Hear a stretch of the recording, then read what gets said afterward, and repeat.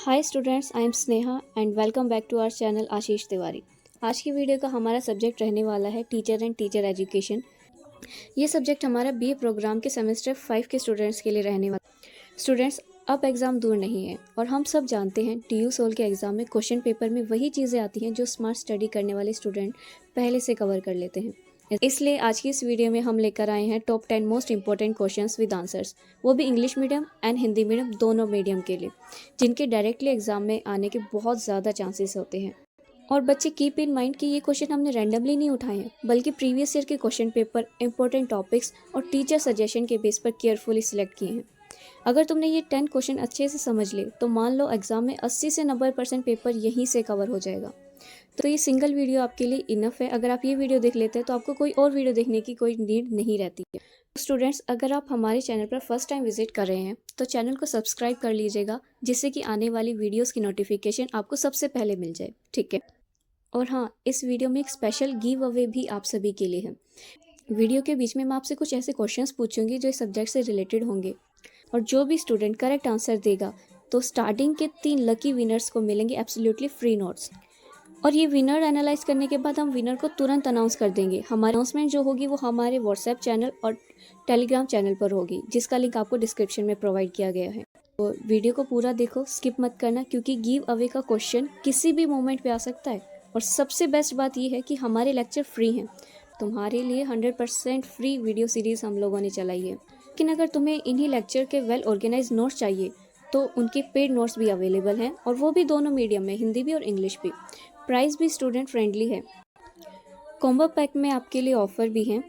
अगर आप single note खरीदते हैं तो उसका प्राइस 45 रुपीज़ का रहेगा, और अगर आप एक से ज़्यादा सब्जेक्ट खरीदते हैं तो उसका जो अमाउंट रहेगा वो 40 रुपीज़ पर नोट रहेगा। इसमें स्टूडेंट्स के लिए बोनस पॉइंट भी है। बोनस पॉइंट आप सभी के लिए ये रहेगा कि मान लो आपके पास 6 सब्जेक्ट हैं और आप 6 के 6 सब्जेक्ट्स के लिए नोट्स हमारे यहाँ से ख़रीदते हैं, तो आपको सिर्फ 5 नोट्स का ही पेमेंट करना रहेगा। जो एक नोट होगा वो आपको फ्री प्रोवाइड होगा।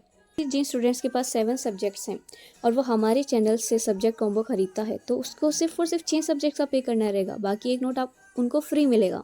बस एक छोटा सा मैसेज करना है गिवन नंबर पर, जो कि डिस्क्रिप्शन में दिया गया है कि आई नीड नोट्स, और नोट्स आपको प्रोवाइड कर दिए जाएंगे। अदरवाइज़ अगर आप नोट्स नहीं लेते हैं तो आप वीडियो लेक्चर भी देख सकते हो, दैट इज़ ऑल्सो इनफ। तो चलो प्यारे बच्चों, लेक्चर शुरू करते हैं। जैसा कि मैंने आपको बताया, आज का हमारा सब्जेक्ट क्या रहने वाला है, टीचर एंड टीचर एजुकेशन, शिक्षा और शिक्षा, ठीक है। बीए प्रोग्राम के सेमेस्टर 5 का चैप्टर रहेगा। इसमें हम 10 most important questions with answers को पढ़ेंगे, जो तुम्हारे ड्यू सोल के लिए गेम चेंजर साबित होंगे। तो स्टूडेंट, अगर किसी स्टूडेंट को इन्हीं सब्जेक्ट को डीपली पढ़ना हो तो हमें इनके चैप्टर वाइज वीडियो लेक्चर की प्लेलिस्ट भी बनाई हुई है, आप उनको भी देख सकते हैं। Ready, let's begin. तो इस चैप्टर का जो हमारा सबसे पहला इंपॉर्टेंट क्वेश्चन है वो है, what are the main difference between pre service and in service teacher education. यानी कि सेवा पूर्व और सेवा के दौरान शिक्षा के बीच मुख्य अंतर क्या है। और इसी के और में आपका दूसरा क्वेश्चन आ सकता है, सेम रिलेट करता हुआ, वो है, why is continuous professional development of teacher important. और हिंदी में इसका रहेगा, शिक्षकों का निरंतर व्यावसायिक विकास क्यों महत्वपूर्ण है। तो आंसर लिखते वक्त सबसे पहले हमें इंट्रोडक्शन देना होता है कि जो हमारा क्वेश्चन है वो किसके बेस पर है, उसका इंट्रो हम देते हैं। तो इसमें टोटली जो हमारा क्वेश्चन पूछा गया वो टीचर एजुकेशन के ऊपर पूछा गया, ठीक है। तो इंट्रोडक्शन में हम लिखेंगे कि teacher education is the fundamental basis of the quality of education system. यानी कि अगर हमें एक क्वालिटी, एक इफेक्टिवनेस वाला एजुकेशन सिस्टम चाहिए तो उसके लिए टीचर एजुकेशन बेस है हमारे लिए, ठीक है। यानी कि शिक्षा व्यवस्था की गुणवत्ता का मूल आधार है। नेक्स्ट पॉइंट है, the education given before becoming a teacher is called pre service teacher education. जैसा कि नाम से ही पता चल रहा है, pre service teacher education, pre यानी कि पहले, यानी कि टीचर बनने से पहले जो आपको एजुकेशन प्रोवाइड करी जाती है वो प्री सर्विस एजुकेशन कहलाती है। शिक्षक बनने से पहले दी जाने वाली शिक्षा को सेवा पूर्व शिक्षा कहा जाता है, ठीक है। नेक्स्ट है, the continuous process of developing knowledge skills while working as a teacher is called in service teacher education और कंटिन्यूस प्रोफेशनल डेवलपमेंट।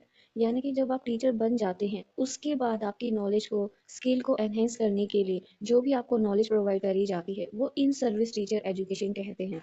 नाम से पता लग रहा है इन सर्विस टीचर, यानी कि सर्विस में रहे रहे आपको जब एजुकेशन प्रोवाइड करी जाती है तो इन सर्विस टीचर एजुकेशन कहलाता है। इसी को हम कंटिन्यूस प्रोफेशनल डेवलपमेंट भी कहते हैं, यानी कि प्रोफेशन में रहे रहे उसका कंटिन्यूसली डेवलपमेंट होना। ठीक है।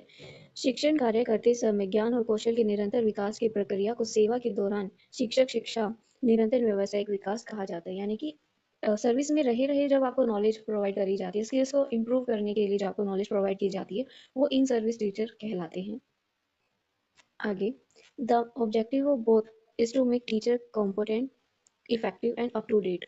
यानी कि जो हमारी प्री सर्विस है और इन सर्विस टीचर एजुकेशन है, इन दोनों का ही मेन एम जो होता है, जो इनका उद्देश्य होता है, वो होता है टीचर को सक्षम बनाना, अपने काम के प्रति प्रभावी बनाना और उसको अप टू डेट रखना। जैसे जैसे एजुकेशन सिस्टम चेंज होता रहता है, उसके अकॉर्डिंग उनमें स्किल्स प्रोवाइड करवाना, नॉलेज एनहेंस करवाना, ये इन दोनों का एम रहता है। तो ये हो गई हमारी इंट्रो की बात। अब हम देखते हैं मेन डिस्कशन, यानी कि जो हमारा मेन कंटेंट रहेगा वो कैसे रहेगा। सबसे पहले हम प्री सर्विस टीचर एजुकेशन के बारे में बताएंगे, यानी कि सेवा पूर्व शिक्षक शिक्षा की अवधारणा के बारे में बताएंगे।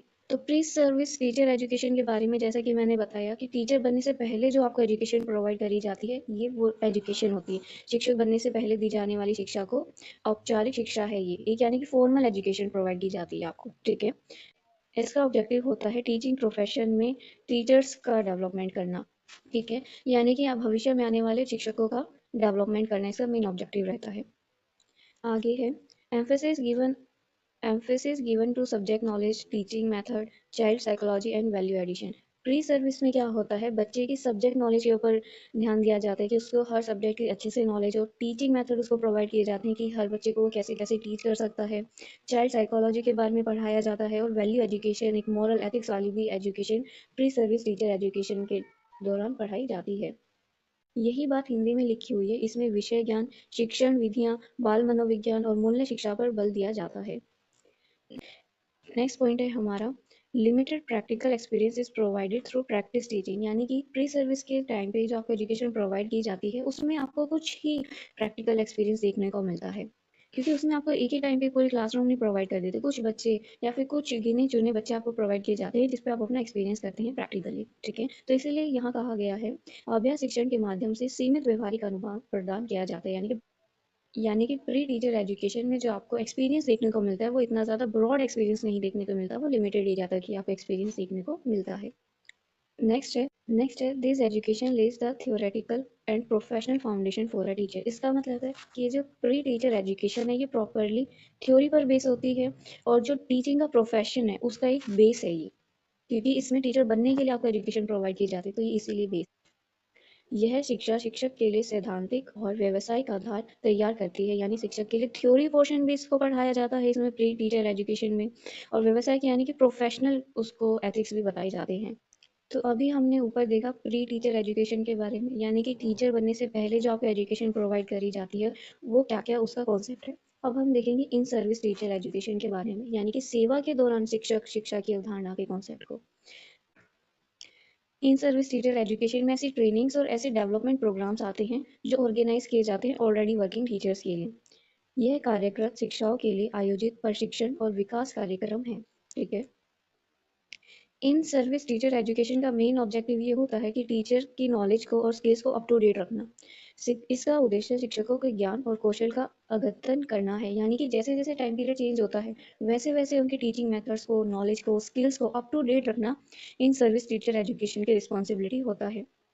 नेक्स्ट है इन service teacher education information provide करता है अलग अलग टीचिंग मेथड्स के ऊपर, एजुकेशनल टेक्नोलॉजीज के ऊपर और करिकुलम चेंजेस के ऊपर। इसमें नवीन शिक्षण विधियाँ, शैक्षिक तकनीकी, पाठ्यक्रम परिवर्तन की जानकारी दी जाती है। नेक्स्ट यह शिक्षक को अपने अनुभवों से सीखने और आत्म मूल्यांकन का अवसर प्रदान करती है। यानी कि इन सर्विस टीचर एजुकेशन जो है, वो ऑलरेडी वर्किंग टीचर्स को अपॉर्चुनिटी प्रोवाइड करती है अपने एक्सपीरियंस से सीखने के लिए और खुद का सेल्फ इवोल्यूशन करने के लिए। ठीक है। नेक्स्ट है इन सर्विस टीचर एजुकेशन, यानी कि सेवा के दौरान शिक्षक शिक्षा की अवधारणा जो है, ये निरंतर प्रक्रिया है। यानी कि ये कभी खत्म नहीं होती। हमें भी पता है लर्निंग कभी खत्म नहीं होती, आप जिस स्टेज पे चाहे, जिस एज में चाहे हमसे सीख सकते हैं। तो इसीलिए इन सर्विस भी जो है आपको कंटिन्यूअस इन नेचर देखने को मिलती है, ये कभी खत्म नहीं होती। तो अब हम डिफरेंस देखेंगे प्री सर्विस और इन सर्विस टीचर एजुकेशन के बीच में क्या मेन अंतर होता है। सेवा पूर्व सेवा के दौरान शिक्षक शिक्षा का अंतर। प्री सर्विस एजुकेशन जो है काफ़ी ज़्यादा थ्योरेटिकल होती है नेचर में, यानी कि इसमें आपको मोस्टली थ्योरी पोर्शन पढ़ाया जाता है कि क्या सब्जेक्ट नॉलेज रहेगी, बच्चे की साइकोलॉजिक बिहेवियर का आप कैसे रीड आउट करेंगे। और वहीं दूसरी ओर जो इन सर्विस टीचर एजुकेशन है, यानी कि सेवा के दौरान शिक्षक व्यवहारिक जो है, ये टोटली आपके अनुभव पे, आपके एक्सपीरियंस पे और प्रैक्टिकली बेस होता है। और दूसरी ओर प्री सर्विस एजुकेशन जो है, ये फाउंडेशन है टीचर का। अब सिंपल सी बात है, टीचर बनने से पहले आपको कोई भी एजुकेशन प्रोवाइड करी जा रही है तो ये उसका फाउंडेशन, एक बेस तैयार किया जा रहा है आपके ऊपर। और दूसरा, इन सर्विस एजुकेशन जब आपको अपनी स्किल्स और knowledge enhance up to date रखने के लिए एजुकेशन प्रोवाइड करता है, तो उस फाउंडेशन की स्ट्रेंथ है। अगर ये नहीं होगा तो फिर टीचर्स कैपेबल नहीं होंगे टाइम टू टाइम। अब हम इम्पोर्टेंस देखते हैं कंटिन्यूस प्रोफेशनल डेवलपमेंट, जो कि दूसरा नाम है इन सर्विस टीचर एजुकेशन का। निरंतर व्यवहारिक निरंतर निरंतर व्यावसायिक विकास का महत्व, यानी कि जो इन सर्विस टीचर लगने के बाद भी जो हमें एजुकेशंस प्रोवाइड करी जाती हैं, वो क्यों इम्पोर्टेंट है, क्यों प्रोफेशनल डेवलपमेंट का कंटिन्यूस इम्पोर्टेंट है। ठीक है, तो इसका मेन फर्स्ट पॉइंट आता है, it helps teachers develop themselves according to changing time, यानी कि समय, टीचर जो है अपने आप को समय के अनुसार विकसित करता है। अगर कॉन्टिन्यूस प्रोफेशनल डेवलपमेंट की वजह से जो टीचर है, ऑलरेडी वर्किंग टीचर्स है, वो टाइम के अकॉर्डिंग, समय के अकॉर्डिंग खुद को विकसित करते हैं, खुद को डेवलपमेंट करते हैं। दूसरा, इन सर्विस टीचर एजुकेशन क्या है, ये टीचिंग में भी काफ़ी ज़्यादा इंपॉर्टेंट रखता है, क्योंकि ये क्वालिटी को और इफेक्टिवनेस को इम्प्रूव करता है। थर्ड पॉइंट हमारा आता है कि कंटिन्यूस प्रोफेशनल डेवलपमेंट होने की वजह से जितने भी इनोवेशन और क्रिएटिविटी है, वो टीचर्स में प्रमोट होती है। ठीक है, और इन सर्विस टीचर और कंटिन्यूस प्रोफेशनल डेवलपमेंट की वजह से जो विद्यार्थियों की बदलती आवश्यकताएं होती हैं, उनकी जो नीड्स होती हैं, उनको समझने में भी काफ़ी ज़्यादा हेल्प करती हैं। कंटिन्यूस प्रोफेशनल डेवलपमेंट ये जो है इंक्रीज करती है जो टीचर्स की कमिटमेंट होती है अपने काम के प्रति, जो भी रिस्पॉन्सिबिलिटी होती है, डिज़ायर होती है और सेल्फ कॉन्फिडेंस होता है, उसको ही एनहेंस करती है, उसको भी इंक्रीज करती है। शिक्षक में व्यावसायिक प्रतिबद्धता और आत्मविश्वास बढ़ाता है। तो एट द एंड कंक्लूजन में हम ये कहेंगे, प्री सर्विस और इन सर्विस यानी सेवा पूर्व और सेवा के दौरान जो शिक्षा प्रोवाइड करी जाती है, ये कॉम्प्लीमेंट है। यानी कि टीचर बनने से पहले भी इंपॉर्टेंट ज़रूरी है, ताकि आप बेस हो, आपका जो बेस है, जो सब्जेक्ट नॉलेज है, साइकोलॉजिकल बिहेवियर है, वो सारा स्ट्रॉन्ग रहे। और इन सर्विस टीचर एजुकेशन, शिक्षा के बाद जो आपको एजुकेशन प्रोवाइड करी जाती है, वो भी इंपॉर्टेंट है। जब आपका बेस स्ट्रॉन्ग होगा तभी आप एजुकेशन आगे इफेक्टिवली गेन कर पाएंगे, राइट। प्री सर्विस एजुकेशन जो है वो टीचर्स को प्रिपेयर करती है। ठीक है, यानी कि सेवा पूर्व शिक्षा शिक्षक को तैयार करती है, और जो इन सर्विस है यानी कि सेवा के दौरान शिक्षा है, वो उसको कॉम्पिटेंट बनाती है, कैपेबल बनाती है कि वो अपनी पोस्ट पर बने रहे। ठीक है, और without continuous professional development the growth of teacher and education is not possible. जब निरंतर डेवलपमेंट नहीं होगा, जब कंटिन्यूस डेवलपमेंट नहीं होगा, जो एजुकेशन है, शिक्षक और शिक्षा है, दोनों का ही विकास संभव नहीं है। Only a trained and continuously developed teacher can provide quality education, यानी कि जो एक परिशिक्षित और सतत विकसित शिक्षक है, गुणवत्तापूर्ण शिक्षा प्रदान कर सकता है। यानी कि जो ट्रेन्ड टीचर होता है, कंटिन्यूस डेवलपमेंट जिसके अंदर रहती है, वही क्वालिटी ऑफ एजुकेशन प्रोवाइड कर सकता है, क्योंकि उसे पता है बच्चों की नीड्स क्या हैं, बच्चे आज के टाइम पर कैसे सीखते हैं, मॉडर्न टाइम पे जो है वो काफ़ी ज़्यादा अवेलेबल रहता है। तो ये था हमारा फर्स्ट क्वेश्चन। अब चलते हैं सेकंड क्वेश्चन की ओर। सेकंड क्वेश्चन है हमारा, how have expectations from teachers change over time, what new dimensions have been added to a teacher's role in the life of student.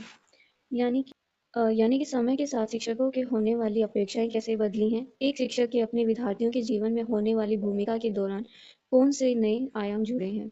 यानी कि टाइम टू टाइम जो teachers से expectation होती है society की, वो भी चेंज हुई है, वो कैसे चेंज हुई है वो बताना, वो कैसे चेंज हुई है वो बताना है।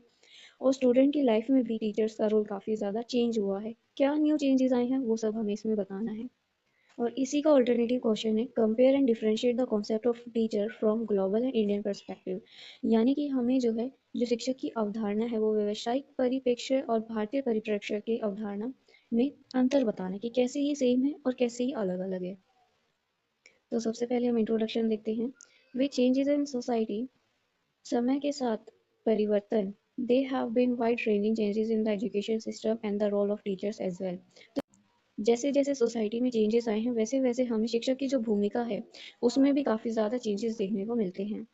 जैसे कि पहले शिक्षक को केवल ज्ञान प्रदान करने वाला माना जाता था, यानी कि सिर्फ नॉलेज प्रोवाइडर माना जाता था, लेकिन समय के साथ साथ उसकी एक्सपेक्टेशंस, टीचर से अपेक्षाएं बढ़ने लगी। वैश्विक की बात करें या भारतीय, दोनों ही पर्सपेक्टिव में जो नए डायमेंशंस हमें देखने को मिलते हैं, नई अवधारणाएं जो मिलती हैं, उनका मेन कॉन्सेप्ट जो है वो टीचर से ही जुड़ा हुआ है। यानी कि उनका ओवरऑल जो पर्सपेक्टिव है वो स्टूडेंट को लेकर नहीं है, वो उनका ओवरऑल पर्सपेक्टिव टीचर के ऊपर है कि टीचर की क्या-क्या ड्यूटीज़ हैं। आज के टाइम पे टीचर को सिर्फ इंस्ट्रक्टर नहीं मानते, सिर्फ नॉलेज प्रोवाइडर नहीं मानते कि वो सिर्फ जो एकेडमिक नॉलेज है वही प्रोवाइड करेगा, नहीं। इसके अलावा आज के टाइम पे टीचर को एक गाइड, मार्गदर्शक, एक काउंसलर, एक प्राणदर्शिता और एक सोसाइटी बिल्डर का भी रूप में देखा जाता है। समाज निर्माता की भूमिका निभा रहा है टीचर आज के टाइम पे। तो पहले क्या होता था, टीचर के रोल को सिर्फ मेनली ये माना जाता था कि वो टेक्स्ट बुक की नॉलेज प्रोवाइड करेगा और कुछ नहीं। यानी कि पहले शिक्षक का कार्य क्या माना जाता था, पाठ्य पुस्तक आधारित ज्ञान प्रदान करना, जो भी टेक्स्ट बुक में लिखा हुआ है वो बच्चे को नॉलेज प्रोवाइड कर देना, दैट इज इनफ। लेकिन आज के टाइम पे वर्तमान में टीचर्स के जो एक्सपेक्ट की जाती है, टीचर से एक्सपेक्टेशन ये रखी जाती है कि वो बच्चे का होलिस्टिक डेवलपमेंट करें, ओवरऑल डेवलपमेंट करें, उसका मेंटल डेवलपमेंट करें, फिजिकल डेवलपमेंट करें, मॉरल डेवलपमेंट, पूरा जो है टीचर का रिस्पॉन्सिबिलिटी माना जाता है। वर्तमान में शिक्षक से विद्यार्थियों के सर्वांगीण विकास की अपेक्षा की जाती है, ओवरऑल डेवलपमेंट की जो है एक्सपेक्टेशन रखी जाती है। आज के टाइम पे टीचर जो है रिस्पॉन्सिबल है स्टूडेंट्स के अंदर मॉरल वैल्यूज डेवलपमेंट करने के लिए, सोशल अवेयरनेस प्रोवाइड करने के लिए और लाइफ स्किल्स प्रोवाइड करने के लिए। ठीक है, यानी आज शिक्षक को नैतिक मूल्य, सामाजिक चेतना और जीवन शैली का विकास करने वाला माना जाता है। और टेक्नोलॉजिकल एडवांसमेंट की वजह से जो एक्सपेक्टेशंस है इनोवेशंस की, न्यू टीचिंग मेथड्स की, वो भी इंक्रीज हो गई है। अब जैसे जैसे हमें लगता है कि टेक्नोलॉजी इतनी ज़्यादा इंक्रीज हो चुकी है, हर चीज़ में हम जो है चेंजेस चाहते हैं, क्योंकि ट्रेडिशनल आजकल इतना कोई फॉलो नहीं करता है। तो तकनीकी विकास के कारण हमारी जो शिक्षक से नवाचार और नवीन शिक्षक विधियां हैं उनकी अपेक्षा भी बढ़ गई हैं।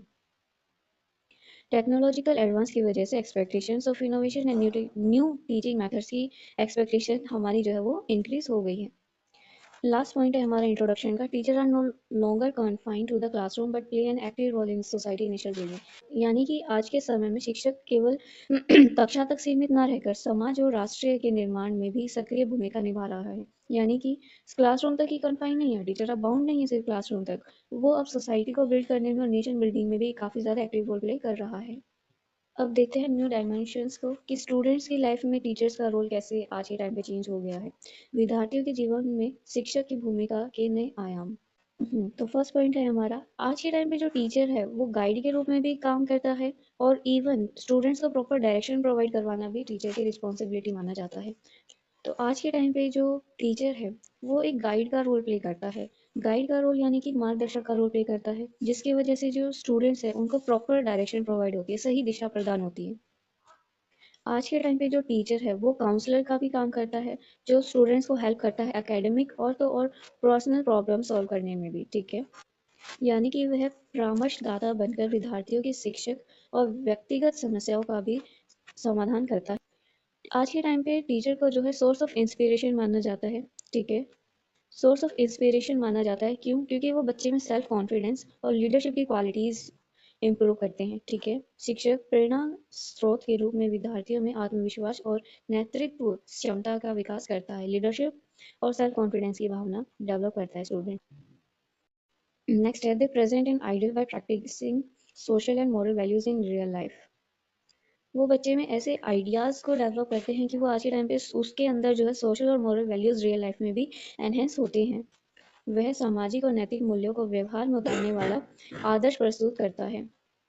इसके अलावा जो टीचर है वो स्टूडेंट को एक ग्लोबल सिटीजन बनने में भी काफ़ी ज़्यादा हेल्प करती है, एक वैश्विक नागरिक बनने में हेल्प करती है, जो ओवरऑल नॉलेज रखता है ऐसा स्टूडेंट बनने में भी हेल्प करती है। अब हम पर्सपेक्टिव्स देखेंगे कि ग्लोबल लेवल पर टीचर का क्या पर्सपेक्टिव है, यानी कि वैश्विक परिप्रेक्ष्य में शिक्षक की अवधारणा। ग्लोबल लेवल पे टीचर को कंसीडर किया जाता है नॉलेज का सेंटर, क्रिएशन और इनोवेशन का सेंटर। यानी कि वैश्विक स्तर पर शिक्षक को ज्ञान सर्जन और नवाचार का केंद्र माना जाता है, यानी कि जितनी भी न्यू इनोवेशंस क्रिएशंस होगी और जो भी नॉलेज होगी उनका सेंटर माना जाता है टीचर को, और ये किस लेवल पर? ग्लोबल लेवल पर।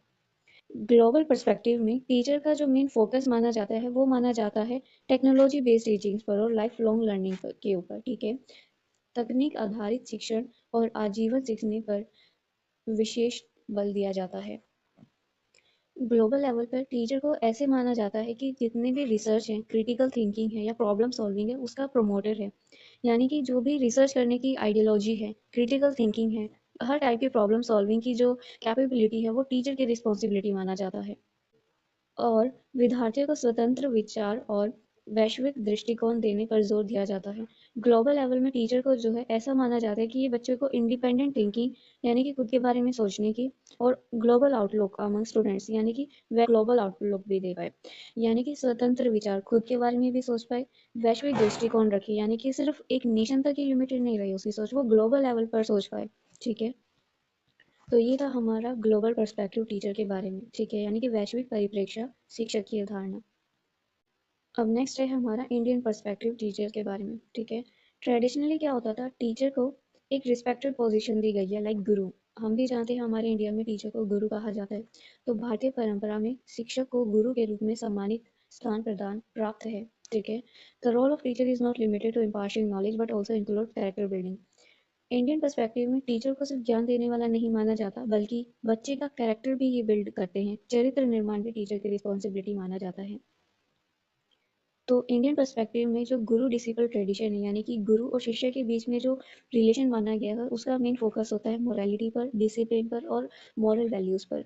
ठीक है, तो गुरु शिष्य परंपरा में नैतिकता, अनुशासन और संस्कारों पर विशेष बल दिया जाता है। ये हमारे इंडियन पर्सपेक्टिव है टीचर के ऊपर। इंडियन वे में टीचर को जो है प्रोटेक्टर और प्रिजर्व माना जाता है सोसाइटी और कल्चर को, यानी कि समाज और संस्कृति को प्रिजर्व करने के लिए मेन रिस्पॉन्सिबिलिटी किसकी मानी जाती है, शिक्षक की मानी जाती है। एट द एंड हम देखते हैं कि ग्लोबल और इंडियन पर्सपेक्टिव में क्या डिफरेंस है। वैश्विक और भारतीय परिप्रेक्ष्य में अंतर। ग्लोबल लेवल पर टीचर्स को जो है काफ़ी ज़्यादा टेक्नोलॉजी और इनोवेशन ओरिएंटेड माना जाता है, यानी कि वैश्विक परिप्रेक्ष्य में शिक्षक का जो मेन फोकस माना जाता है वो तकनीक और नवाचार इनोवेशंस पर माना जाता है। और इंडियन पर्सपेक्टिव में भारतीय परीक्षा में शिक्षक का जो मेन फोकस माना जाता है वो मूल्य और संस्कार पर केंद्रित माना जाता है। जो ग्लोबल पर्सपेक्टिव है वो मेनली फोकस करता है फ्रीडम पर और एक्सपेरिमेंटेशंस पर। ठीक है, वैश्विक दृष्टि में स्वतंत्रता और प्रयोग पर बल दिया गया है, जबकि हमारा जो इंडियन पर्सपेक्टिव है उस पे अनुशासन और ट्रेडिशन हमारी परंपरा पर ज़्यादा फोकस किया जाता है। लेकिन एट द एंड हम ये देखेंगे कि ये दोनों पर्सपेक्टिव जो हैं हमारी, चाहे वो इंडियन हो चाहे वो ग्लोबल हो, इनका मेन फोकस रहता है, इनका मेन एम यही है कि टीचर का जो रिस्पॉन्सिबिलिटी है वो यही है, वो स्टूडेंट को ओवरऑल डेवलपमेंट करे। बट इनकी जो अप्रोच है, जो मेथड है ये अचीव करने के लिए, वो अलग अलग है। तो दोनों ही परिप्रेक्ष्य में शिक्षा का उद्देश्य विद्यार्थी का विकास करना है, लेकिन इनका जो दृष्टिकोण है, जो विधि है इस उद्देश्य को पूरा करने की, वो अलग अलग है। कंक्लूजन देखते हैं अब एट द एंड निष्कर्ष क्या आता है इन दोनों पर्सपेक्टिव को देखकर। The role of teacher has undergone significant change over time. हमने देखा समय के साथ साथ जो शिक्षक की भूमिका है उसमें भी काफ़ी ज़्यादा परिवर्तन हमें देखने को मिलते हैं। आज के टाइम पे टीचर को सिर्फ नॉलेज देने वाला नहीं माना जाता, बल्कि एक मार्गदर्शक, परामर्शदाता और प्रेरक के रूप में भी देखा जाता है। यानी कि आज के टाइम पे टीचर एक गाइड भी है, काउंसलर भी है और मोटिवेटर भी है। हालांकि अभी हमने देखा ग्लोबल और इंडियन पर्सपेक्टिव के बारे में कि टीचर के ऊपर इनका क्या कहना है, बट इनका जो मेन ऑब्जेक्टिव आता है वो टीचर पर ही रहता है। ये स्टूडेंट पर मेन फोकस नहीं करते कि स्टूडेंट की क्या क्या रिस्पॉन्सिबिलिटी है, चाहे वो ग्लोबल पर्सपेक्टिव हो चाहे वो इंडियन पर्सपेक्टिव हो। इनका मेन ऑब्जेक्टिव, मेन जो इनका फोकस रहा है वो टीचर पर ही रहा है।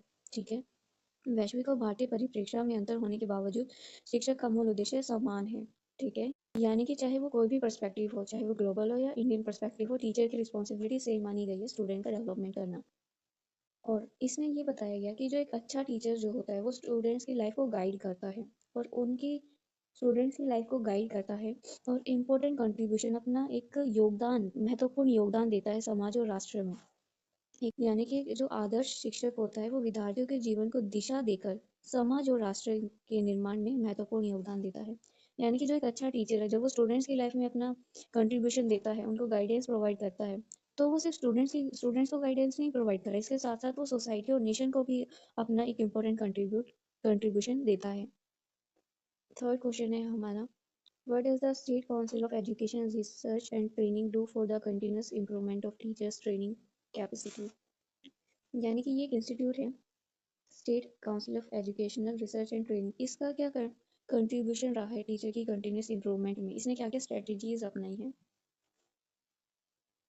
राज्य शैक्षिक अनुसंधान और परीक्षण परिषद शिक्षकों की बढ़ाने की क्षमता में निरंतर सुधार के लिए क्या क्या करती है। और इसी का ऑल्टरनेटिव क्वेश्चन है, what strategies are adopted for the reorganization of the teacher education in the National Policy on Education 1986 and the Program of Action 1992. Explain the role of institutions like the ICTE, IASE. तो introduction में हम देखेंगे अलग अलग education institutions और policies जो हैं teacher education की क्वालिटी को इम्प्रूव करने में बहुत ज़्यादा इंपॉर्टेंस रखती हैं। शिक्षा की गुणवत्ता में सुधार के लिए विभिन्न शिक्षक संस्थाओं और नीतियों की महत्वपूर्ण भूमिका होती है। तो जैसा कि हमने देखा, जितनी भी हमारी जो इंस्टीट्यूशंस हैं या पॉलिसीज़ होती हैं, टीचर एजुकेशन की क्वालिटी को इम्प्रूव करने में काफ़ी ज़्यादा इंपॉर्टेंस रखती है। तो इन्हीं में हमारा जो मेन इंस्टीट्यूशन है वो है state council of educational research and training, यानी कि SCERT। ये हमारा मेन इंस्टीट्यूशन है जो टीचर्स की टीचिंग कैपेसिटी को कंटिन्यूसली डेवलप करता है। तो ये देखो, राज्य शैक्षिक अनुसंधान और परीक्षण परिषद शिक्षकों की शिक्षा क्षमता को निरंतर विकसित करने का प्रमुख संस्थान है। The National Policy on Education 1986 and the Program of Action in 1992 laid special emphasis on the reorganization of teacher education। यानी कि ये जो दो पॉलिसी और एक्शन है गवर्नमेंट की ओर से, पहला राष्ट्रीय शिक्षा नीति जो 1986 में हुई और दूसरी कार्यक्रम कार्यवाही जो 1992 में हुई। इसमें अध्यापक शिक्षा के पूर्ण गठन पर विशेष बल दिया गया है। यानी कि टीचर एजुकेशन की रीऑर्गेनाइजेशन करने पे काफ़ी ज़्यादा फोकस करता है ये दोनों ही। इन पॉलिसीज़ के तहत ऐसी स्ट्रेटजीज़ को अपनाया गया जो टीचर ट्रेनिंग इंस्टीट्यूशन को स्ट्रेंथ एंड प्रोवाइड करती है, काफ़ी ज़्यादा इम्प्रूवमेंट प्रोवाइड करती है। ठीक है, इन नीतियों के अंतर्गत शिक्षक प्रशिक्षण संस्थानों को सुदृढ़ यानी कि स्ट्रेंथन करने की रणनीतियाँ अपनाई गई हैं। ऐसी स्ट्रेटेजीज अपनाई गई हैं जो टीचर ट्रेनिंग इंस्टीट्यूशन में स्ट्रेंथ प्रोवाइड करती है।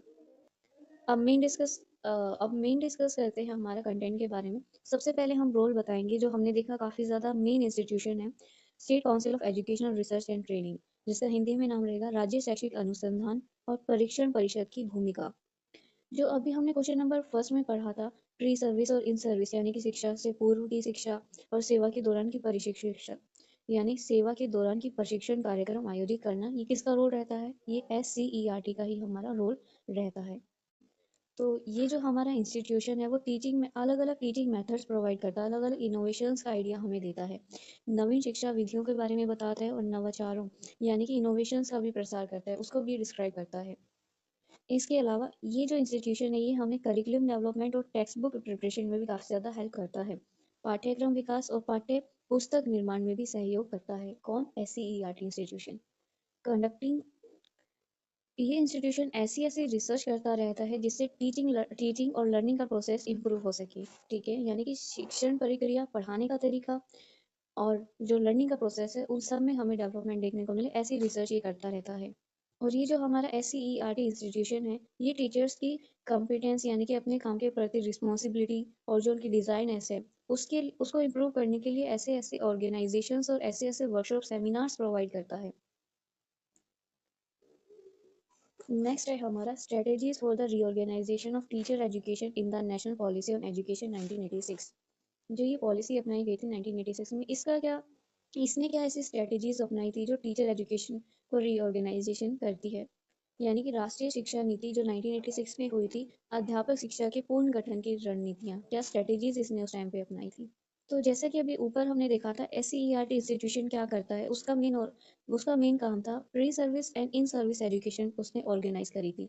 वैसे ही 1986 में इस पॉलिसी ने क्या करा था, इसने इसने ये डिक्लेयर करा था कि एजुकेशन सिस्टम में जो सबसे ज़्यादा क्रूशियल पार्ट है, जो सबसे ज़्यादा इंपॉर्टेंट पार्ट है वो टीचर एजुकेशन है। ठीक है, जब टीचर एजुकेटेड होगा तभी वो बच्चे को एक इफेक्टिव वाली एजुकेशन प्रोवाइड कर पाएगा।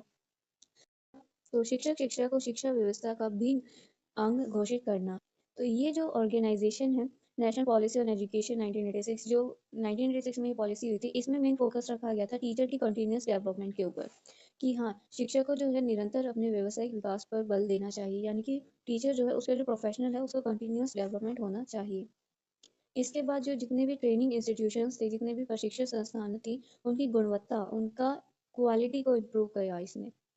ठीक है, जितने भी ट्रेनिंग इंस्टीट्यूशंस की उनकी क्वालिटी को इम्प्रूव करना भी इसी की रिस्पॉन्सिबिलिटी रही।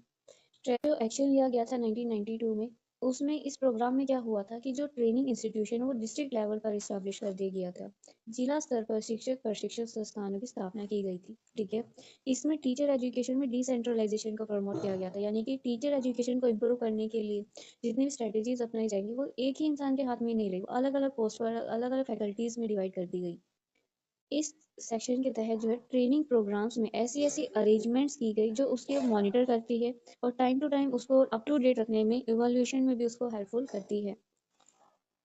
यानी कि प्रशिक्षण कार्यक्रमों की निगरानी और मूल्यांकन की व्यवस्था करना किसकी इस सेक्शन के अंदर आया। इन्होंने जो है रिसर्च और इनोवेशन पर काफ़ी ज़्यादा एनकरेज किया है, काफ़ी ज़्यादा फोकस किया है। शैक्षिक अनुसंधान और नवाचार को प्रोत्साहित करना। नेक्स्ट है role of district institute of education and training right, जिला शिक्षक एवं प्रशिक्षण संस्थान की भूमिका। तो इसका जो इसका जो रोल रहा था वो रहा था प्राइमरी और अपर प्राइमरी टीचर्स को ट्रेनिंग प्रोवाइड करवाना, प्राथमिक और उच्च प्राथमिक शिक्षकों को प्रशिक्षण करना यानी उनके ट्रेनिंग प्रोवाइड करना। जैसे जैसे लोकल लोगों की नीड्स थी उस अकॉर्डिंग उन्होंने ट्रेनिंग प्रोग्राम्स बनाए थे। ठीक है, स्थानीय आवश्यकताओं के अनुसार ट्रेनिंग कार्यक्रम तैयार करना। इनका मेन रोल रहा था टीचर को सिर्फ एकेडमिकली सपोर्ट नहीं करना, इसके अलावा प्रोफेशनली डेवलपमेंट करना भी इन्हीं का रोल रहा था। शिक्षकों के शैक्षिक और व्यावसायिक विकास में सहयोग करना डाई का काम रहा था। और स्कूल्स को एक एकेडमिक गाइडेंस प्रोवाइड करवाना भी इन्हीं का रोल रहा था। यानी कि बच्चों को किस मेथड से पढ़ाना चाहिए, कैसे थ्योरी पोर्शन उन्हें लर्न करवाना चाहिए, ये सारी एकेडमिक गाइडेंस प्रोवाइड करवाना भी इन्हीं इंस्टीट्यूशन का काम रहा था। नेक्स्ट है role of college of teacher education, महाविद्यालय शिक्षक शिक्षा की भूमिका। Training teachers at the secondary level, इसमें जो ट्रेनिंग टीचर्स प्रोवाइड किए गए थे वो कौन से लेवल पर प्रोवाइड किए गए थे, सेकेंडरी माध्यमिक स्तर पर प्रोवाइड किए गए थे। ठीक है, इसमें मेन फोकस रखा गया था बच्चे के सब्जेक्ट एक्सपर्टीज में, यानी कि एक पर्टिकुलर सब्जेक्ट के बारे में एक्सट्रीम नॉलेज होना। सब्जेक्ट एक्सपर्टीज यानी कि विशेष विशेषज्ञता और टीचिंग स्किल्स को इम्प्रूव करवाना। और जितनी भी एजुकेशनल रिसर्च होती थी या इनोवेशंस होती थी इनको प्रमोट किया गया। शैक्षिक अनुसंधान और नवाचार इनोवेशंस को बढ़ावा देना। Role of institute of advance study in education, उन्नत अध्ययन संस्थान की भूमिका। इसमें क्या किया गया था, टीचर एजुकेशन के लिए हाई लेवल पर रिसर्च की गई थी। इसमें मेन फोकस रखा गया था टीचर एजुकेटर्स की ट्रेनिंग के ऊपर, यानी कि शिक्षकों के प्रशिक्षण पर बल दिया गया था। टीचर्स की ट्रेनिंग पर ज़्यादा मेन फोकस रखा गया था इसमें। Providing academic consultancy for education policies and programmes, यानी एजुकेशन के लिए ऐसे पॉलिसीज और प्रोग्राम्स के लिए एकेडमिक एडवाइस प्रोवाइड करवाना भी इसकी रिस्पॉन्सिबिलिटी है। शिक्षा नीति और कार्यक्रमों के लिए शैक्षिक परामर्श प्रदान करना। ठीक है, कंक्लूजन निष्कर्ष देखते हैं अब क्या निकल कर आता है इस क्वेश्चन का। तो कंक्लूजन हमारा ये है, जो हमारा इंस्टीट्यूशन है state council of educational research and training, ये क्या करता है, टीचिंग कैपेसिटी में कंटिन्यूस इम्प्रूवमेंट करने के लिए अलग अलग एक्टिविटीज़ लेकर आता है। ठीक है, राज्य शैक्षिक अनुसंधान और परीक्षण परिषद शिक्षकों की शिक्षण क्षमता में निरंतर सुधार के लिए विविध गतिविधियां संचालित करती है। ठीक है, वहीं दूसरी ओर जो नेशनल पॉलिसी ऑन एजुकेशन 1986 और प्रोग्राम ऑफ एक्शन इन 1992, ये मेन फोकस रखता है टीचर एजुकेशन की रीऑर्गेनाइजेशन को। ठीक है, राष्ट्रीय शिक्षा नीति 1986 और कार्यक्रम कार्यवाही 1992 ने अध्यापक शिक्षा के पुनर्गठन की ठोस आधारशिला रखी है। और जो diets college of teacher education and institutes of advance study in education help enhance the quality of teacher education, ये तीन इंस्टीट्यूशंस ने क्या किया है, टीचर एजुकेशन की क्वालिटी को इम्प्रूव करने में मदद करी है। जिला शिक्षक एवं प्रशिक्षण संस्थान, माध्य महाविद्यालय शिक्षक शिक्षिका और उन्नत अध्ययन संस्थान शिक्षा की गुणवत्ता बढ़ाने में सहायक है। तो इन्हीं सारे एफर्ट्स की वजह से, इन्हीं सारे इंस्टीट्यूशंस की वजह से आज के टाइम पे जो टीचर एजुकेशन है वो काफ़ी ज़्यादा स्ट्रेंथ हो चुका है और काफ़ी ज़्यादा इफेक्टिव इन नेचर हो चुका है। ठीक है, इन सभी प्रयासों से शिक्षक शिक्षा को सुदृढ़ और प्रभावी बनाया गया है। सो स्टूडेंट्स, जैसा कि मैंने आपको बताया था वीडियो के बीच में आपको कुछ गिव अवे के क्वेश्चंस देखने को मिलेंगे। तो ये हमारा गिव अवे का क्वेश्चन नंबर 1 है। तो क्वेश्चन नंबर 1 है हमारा, what is the role of a teacher in modern education according to contemporary educational thinker. इसका मतलब है कि आज के थिंकर्स के अकॉर्डिंग एजुकेशन में टीचर का क्या रोल है। ऑप्शन ए है ओनली ट्रांसमीटर ऑफ नॉलेज, सिर्फ नॉलेज को प्रोवाइड करना। सेकेंड है डिसिप्लिनरी, ओनली सिर्फ डिसिप्लिन प्रोवाइड करना। और सी ऑप्शन है हमारा अ फैसिलिटेटर, गाइड और क्रिएटर ऑफ नॉलेज, एक फैसिलिटेटर के रूप में, गाइड के रूप में और नॉलेज के क्रिएटर के रूप में देखा जाता है आज के टाइम पे टीचर को, या एक एडमिनिस्ट्रेटर के रूप में देखा जाता है। इसका आंसर आपको डिस्क्रिप्शन में देना है। अब फोर्थ क्वेश्चन हमारा आता है, how did teacher training begin during the colonial period, what kind of teacher training programmes existed during that period. इसी के ऑल्टरनेटिव में हमारा क्वेश्चन आएगा, what was the concept of teacher's role in the medieval period. ठीक है, यानी कि औपनिवेशिक काल में शिक्षक प्रशिक्षण कैसे शुरू हुआ, कॉलोनियल पीरियड में जो ब्रिटिश रूल था तब के टाइम पे टीचर ट्रेनिंग कैसे शुरू हुआ, उस दौरान किस तरह के शिक्षक प्रशिक्षण कार्यक्रम थे, उस टाइम पर कैसे टीचिंग ट्रेनिंग प्रोग्राम्स थे। ठीक है। और मेडिवल पीरियड में मध्यकाल में शिक्षक की भूमिका की अवधारणा क्या थी वो बतानी है। इंट्रोडक्शन हम देखते हैं क्वेश्चन का। इंट्रोडक्शन में हम सबसे पहले ये बताएंगे कि जो एजुकेशन का सिस्टम है, एजुकेशन सिस्टम है वो हमारा सोसाइटी की नीड्स के अकॉर्डिंग डेवलप हुआ है। ठीक है। शिक्षा व्यवस्था समाज की आवश्यकताओं के अनुसार विकसित होता है। सोसाइटी की नीड के अकॉर्डिंग एजुकेशन सिस्टम हमारा डेवलप होता है। तो सेकंड पॉइंट हमारा आता है कि कॉलोनियल पीरियड के टाइम पे ऐसे ऐसे चेंजेस एजुकेशनल सिस्टम में हमें देखने को मिलते हैं जो टीचर की ट्रेनिंग को भी अफेक्ट करते हैं। ठीक है। यानी कि औपनिवेशिक काल में भारत की शिक्षा प्रणाली में बड़े परिवर्तन हुए जिनका प्रभाव शिक्षक प्रशिक्षण पर भी पड़ा है। ठीक है। एजुकेशन सिस्टम पर चेंजेस हुए बट उसका जो अफेक्ट है वो हमें टीचर ट्रेनिंग पर भी देखने को मिलता है। और यही वो पीरियड था, कॉलोनियल भी ऐसा पीरियड था जिसके टाइम पे टीचर ट्रेनिंग, एक ऑर्गेनाइज टीचर ट्रेनिंग शुरू किया गया था। इसी काल में संगठित रूप से शिक्षक प्रशिक्षण की शुरुआत हुई। ठीक है।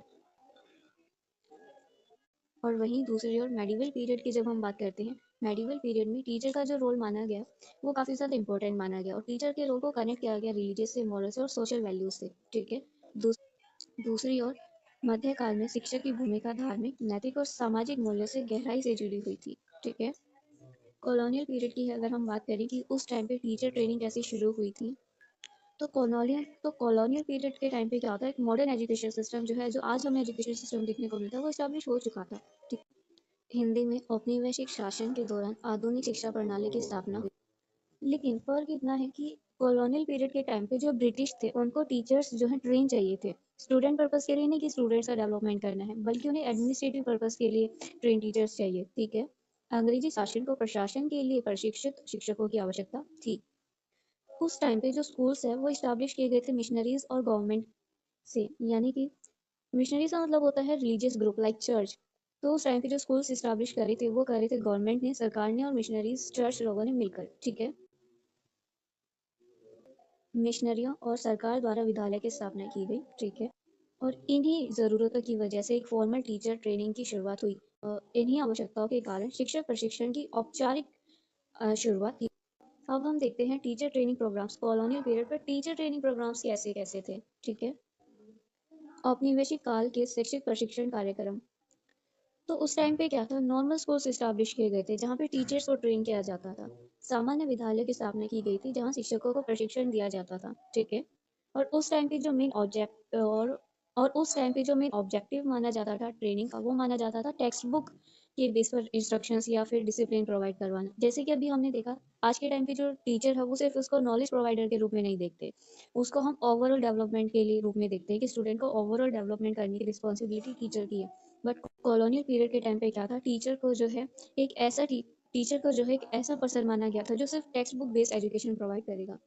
प्रशिक्षण का मुख्य उद्देश्य पाठ्य पुस्तक आधारित शिक्षण, अनुशासन सिखाना था। ठीक है। बस इसमें थोड़ा सा डिफरेंस ये था कि सब्जेक्ट नॉलेज के साथ साथ टीचर का मेन फोकस ये भी होना चाहिए कि वो क्लासरूम को प्रॉपर तरीके से मैनेज रखे। विषय ज्ञान के साथ साथ कक्षा प्रबंधन पर भी जोर दिया जाता था।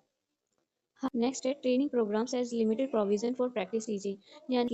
यानी जब टीचर्स को ट्रेनिंग प्रोवाइड करी जाती थी तो उसमें जो टीचिंग की प्रैक्टिस है वो लिमिटेड ही थी। ठीक है। प्रशिक्षण कार्यक्रम में अभ्यास शिक्षण का सीमित प्रावधान था। उस टाइम पे टीचर को ऐसे देखा जाता था कि वो गवर्नमेंट पॉलिसीज के अकॉर्डिंग काम करेगा, शिक्षक को सरकारी नीतियों के अनुरूप कार्य करने वाला माना जाता था। अब हम देखेंगे टीचर का रोल मेडिवल पीरियड के टाइम पे, मध्यकाल में शिक्षक की भूमिका क्या रही है। तो मेडिवल पीरियड में मध्यकाल में जो टीचर है उसको रिस्पेक्ट दिया जाता था गुरु के रूप में, आचार्य के रूप में। मध्यकाल में शिक्षक को जो है गुरु या आचार्य के रूप में सम्मानित किया जाता था।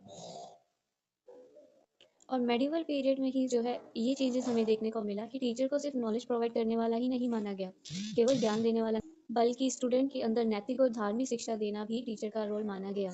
ठीक है। स्टूडेंट के अंदर मॉरल और रिलीजियस एजुकेशन प्रोवाइड करवाना भी किसका रोल था, टीचर का।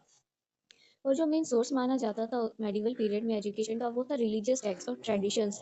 यानी कि जो परंपराएं थी और धार्मिक ग्रंथ थे वो शिक्षा का केंद्र थे। आज के टाइम पे भी जैसे हमने देखा, टीचर्स जो है सिर्फ नॉलेज प्रोवाइडर नहीं बल्कि स्टूडेंट्स का कैरेक्टर भी बिल्डअप करते हैं। तो मेडिवल पीरियड में भी ये सेम थिंकिंग थी कि टीचर जो है एक इम्पोर्टेंट रोल प्ले करता है स्टूडेंट्स का चरित्र निर्माण करने में। ठीक है। कैरेक्टर बिल्डअप करने में। और मेडिवल पीरियड में ऐसा माना गया कि जो गुरु डिसिपल यानी कि गुरु और शिष्य का जो संबंध है वो पर्सनल है और इंटीमेट है, यानी कि गुरु शिष्य संबंध व्यक्तिगत और आत्मीय है, यानी कि काफ़ी ज़्यादा पर्सनल और स्ट्रॉन्ग बॉन्ड है एक टीचर और स्टूडेंट के बीच में। अब हम देखेंगे मेडिवल पीरियड में टीचर का सोशल रोल क्या था। वो हमने एजुकेशन के पर्सपेक्टिव में देखा। अब हम सोशल रोल देखते हैं कि मध्यकाल में शिक्षक की सामाजिक भूमिका क्या थी। तो मेडिवल पीरियड में जो टीचर है, शिक्षक है, उसको एक मार्गदर्शक, गाइड और एक आइडियल सोसाइटी बिल्डअप करने वाला माना जाता था। ऐसा माना जाता था कि जो टीचर्स है वो हमारी सोसाइटी में जितने भी ट्रेडिशंस चलते आ रहे हैं, जो भी सोशल वैल्यूज है, उनको प्रोटेक्ट करने वाला माना जाता था। वह सामाजिक मूल्यों और परंपराओं का संरक्षण होता था। और ऐसा माना जाता था मेडिवल पीरियड में कि जो टीचर की लाइफ होती है, जो शिक्षक का जीवन होता है, वो काफ़ी ज़्यादा सिंपल, सादा और अनुशासित, डिसिप्लिन्ड लाइफ होती है एक टीचर की। ठीक है, उस टाइम पे जो एजुकेशन का मेन एम माना जाता था वो माना जाता था स्पिरिचुअल अपलिफ्टमेंट, यानी कि अपडेवलपमेंट करने वाला माना जाता था। शिक्षा का उद्देश्य आत्मिक उन्नति और सामाजिक संतुलन था। तो यहाँ पे आप spiritual upliftment and social balance का मतलब समझ गए। स्पिरिचुअल अपलिफ्टमेंट का मतलब होता है अपनी आत्मा को अच्छा करना, और सोशल बैलेंस का मतलब होता है सोसाइटी में जितने भी लोग हैं उनके लिए रिस्पेक्ट करना, उनकी हार्मनी बना के रखना सोसाइटी में। तो अब कंक्लूजन देखते हैं, इस क्वेश्चन का कंक्लूजन क्या है। तो हमने देखा कॉलोनियल पीरियड पे टीचर ट्रेनिंग जो है एक ऑर्गेनाइज और फॉर्मल मैनर में शुरू हो चुकी थी। ठीक है, औपनिवेशिक काल में शिक्षक प्रशिक्षण की शुरुआत संगठित और औपचारिक रूप में शुरू हो चुकी। बट फर्क इतना था कि जो ट्रेनिंग प्रोग्राम्स थे उस टाइम पे, उसका मेन फोकस रहता था एडमिनिस्ट्रेटिव नीड्स की, यानी कि जो भी प्रशासनिक आवश्यकताएं हैं उस पर केंद्रित था। और जैसे जैसे टाइम पीरियड आगे बढ़ता गया, मेडिवल पीरियड में जो टीचर का रोल है वो इम्प्रूव हुआ। टीचर के रोल को काफ़ी ज़्यादा मॉरल, रिलीजियस और सोशल इन नेचर माना गया, यानी कि मध्यकाल में शिक्षक की भूमिका जो है नैतिक, धार्मिक और सामाजिक थी। हालांकि हम लोगों ने देखा कि दोनों पीरियड में जो टीचर्स का रोल है वो अलग अलग है, बट इनका कंट्रीब्यूशन एजुकेशन में सोसाइटी को बनाए रखने में सेम ही रहा है।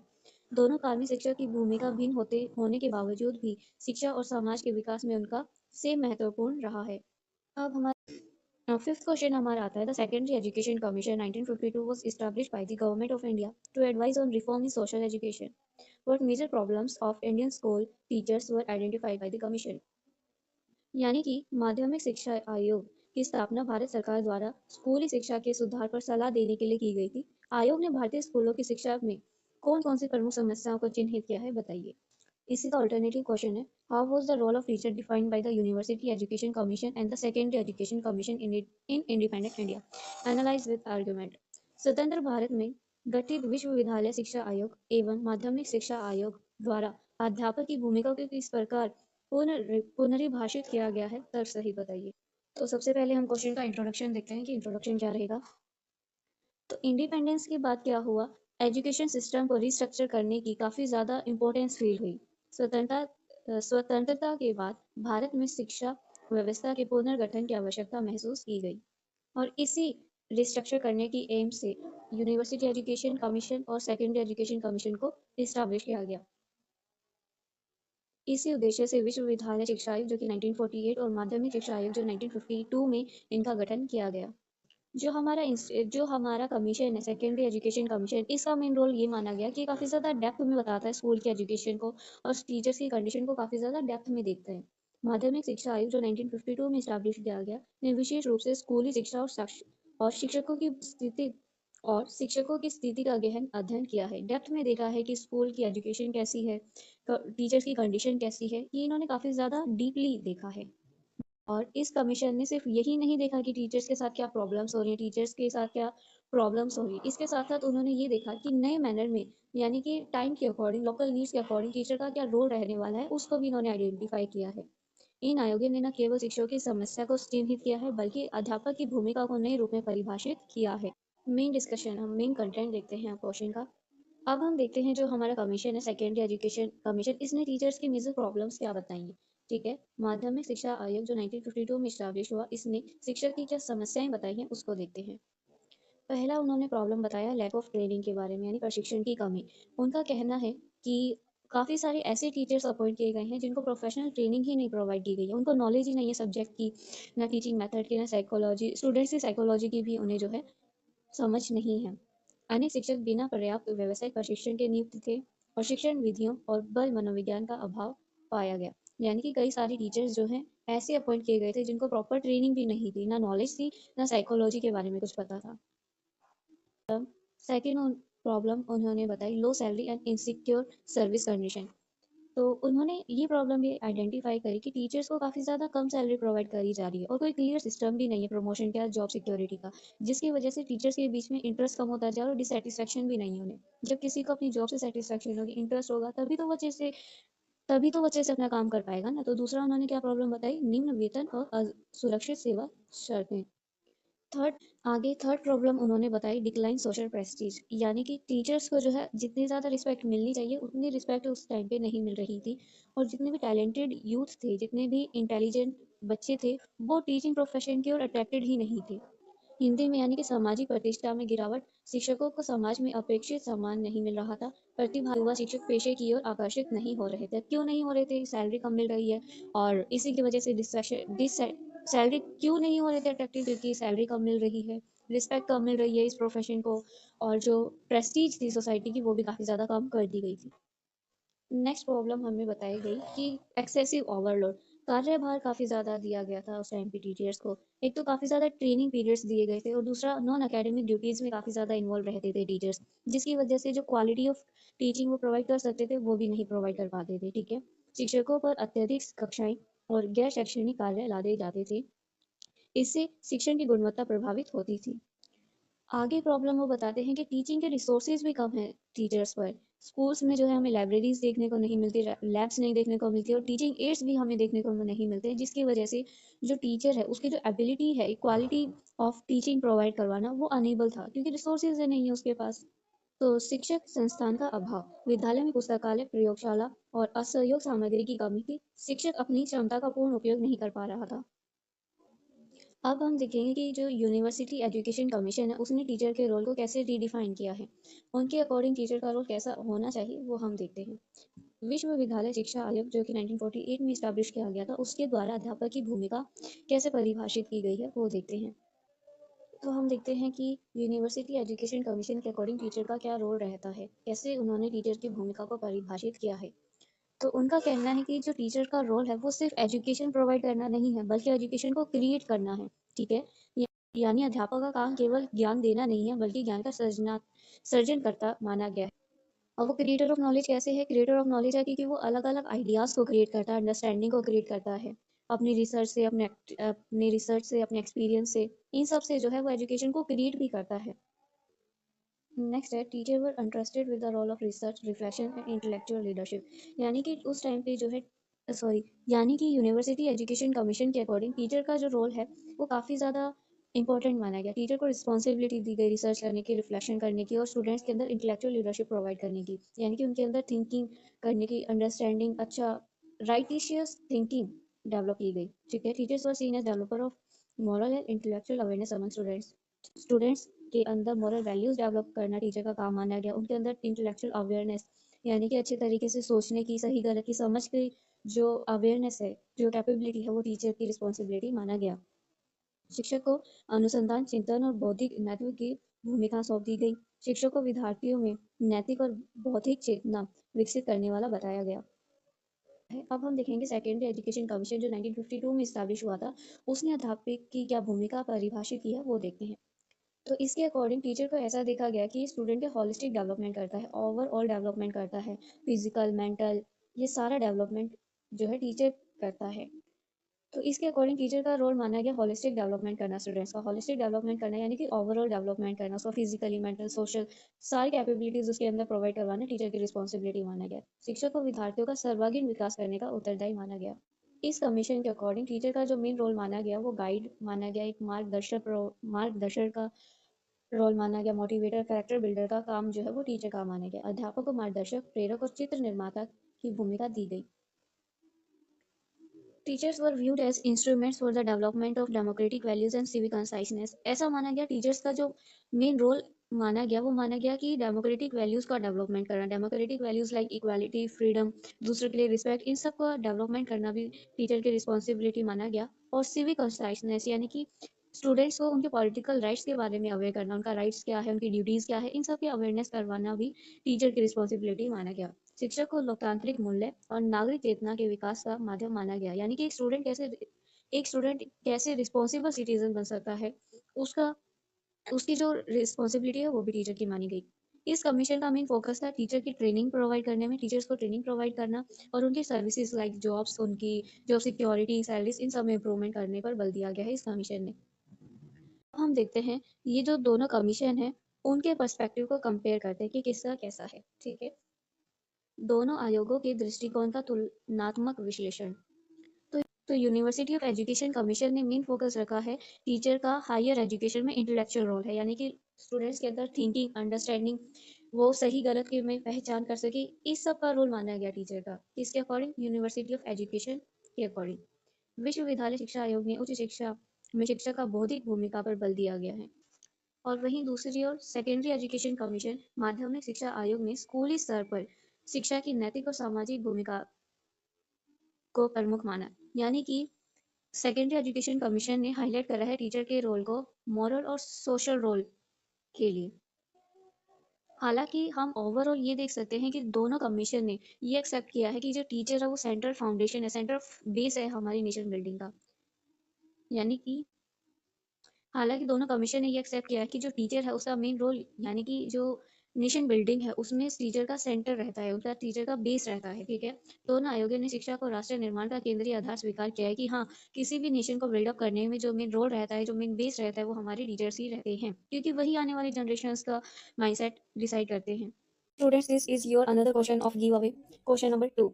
तो क्वेश्चन नंबर 2 हमारा क्या कहता है, which of the following is a major objective of teacher education. Teacher education का सबसे ज्यादा मेजर ऑब्जेक्टिव क्या रहता है वो हमें बताना है। और आपके ऑप्शन ये दिए हुए, ऑप्शन ए है सब्जेक्ट कंटेंट को मेमोराइज करना, दूसरा है अपनी टीचिंग स्किल्स और प्रोफेशनल कॉम्पिटेंस को डेवलपमेंट करना, तीसरा है सिर्फ एग्जामिनेशन के रिजल्ट्स पर फोकस करना, और लास्ट ऑप्शन हमारा दिया गया limiting practical classroom experience.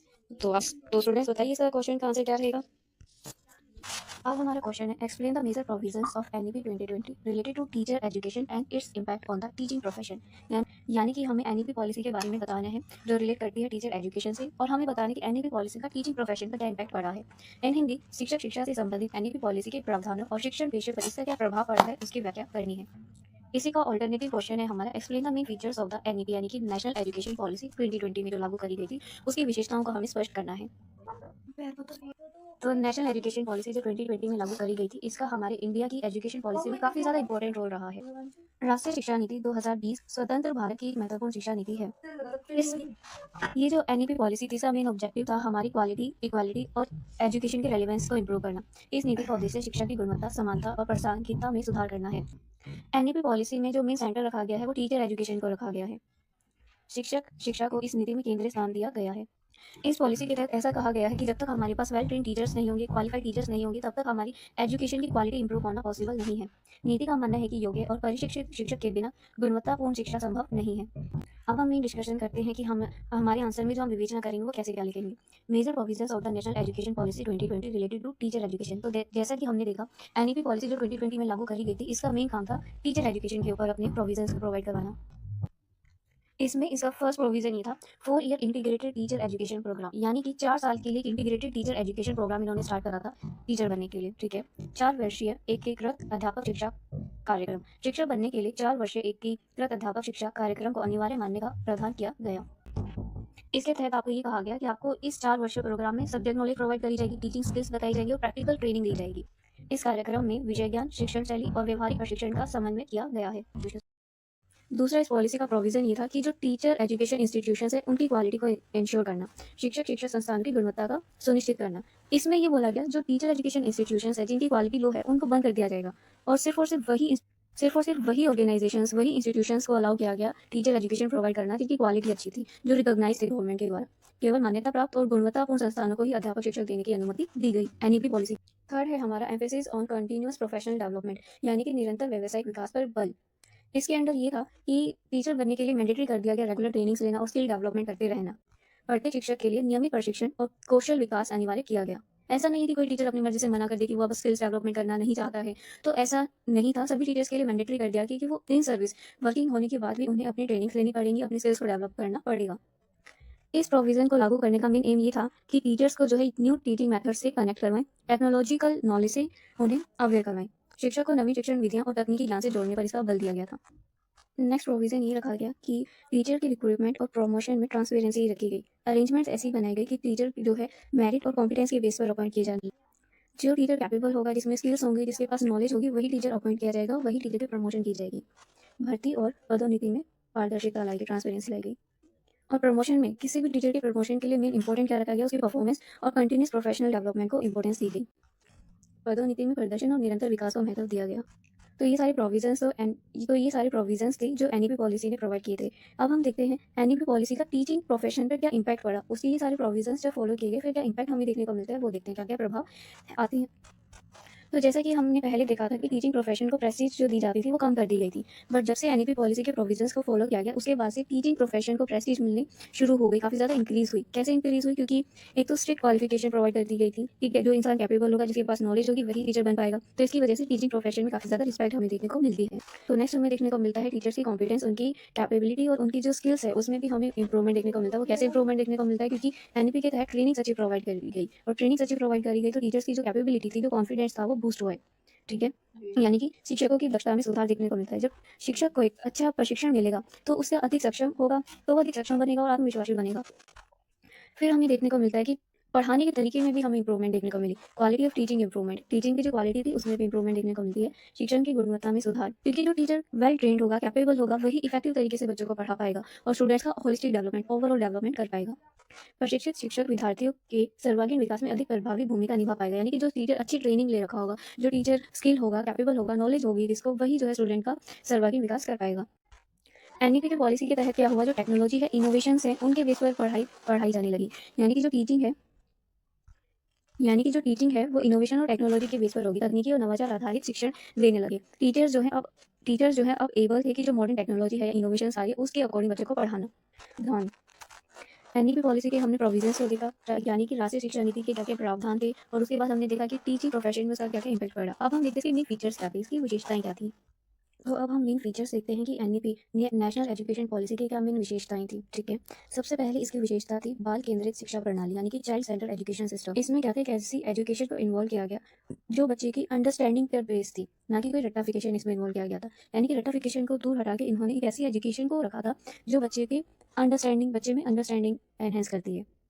Second topic है बहु विषय शिक्षा पर जोर, यानी कि मल्टी डिसिप्लिनरी सब्जेक्ट। स्टूडेंट्स को ये ऑप्शन दिया गया कि वो जितने सब्जेक्ट चाहें, जो मर्जी सब्जेक्ट चाहें, अपने इंटरेस्ट के अकॉर्डिंग सब्जेक्ट्स पढ़ सकते हैं। विभिन्न विषयों के अध्ययन की स्वतंत्रता।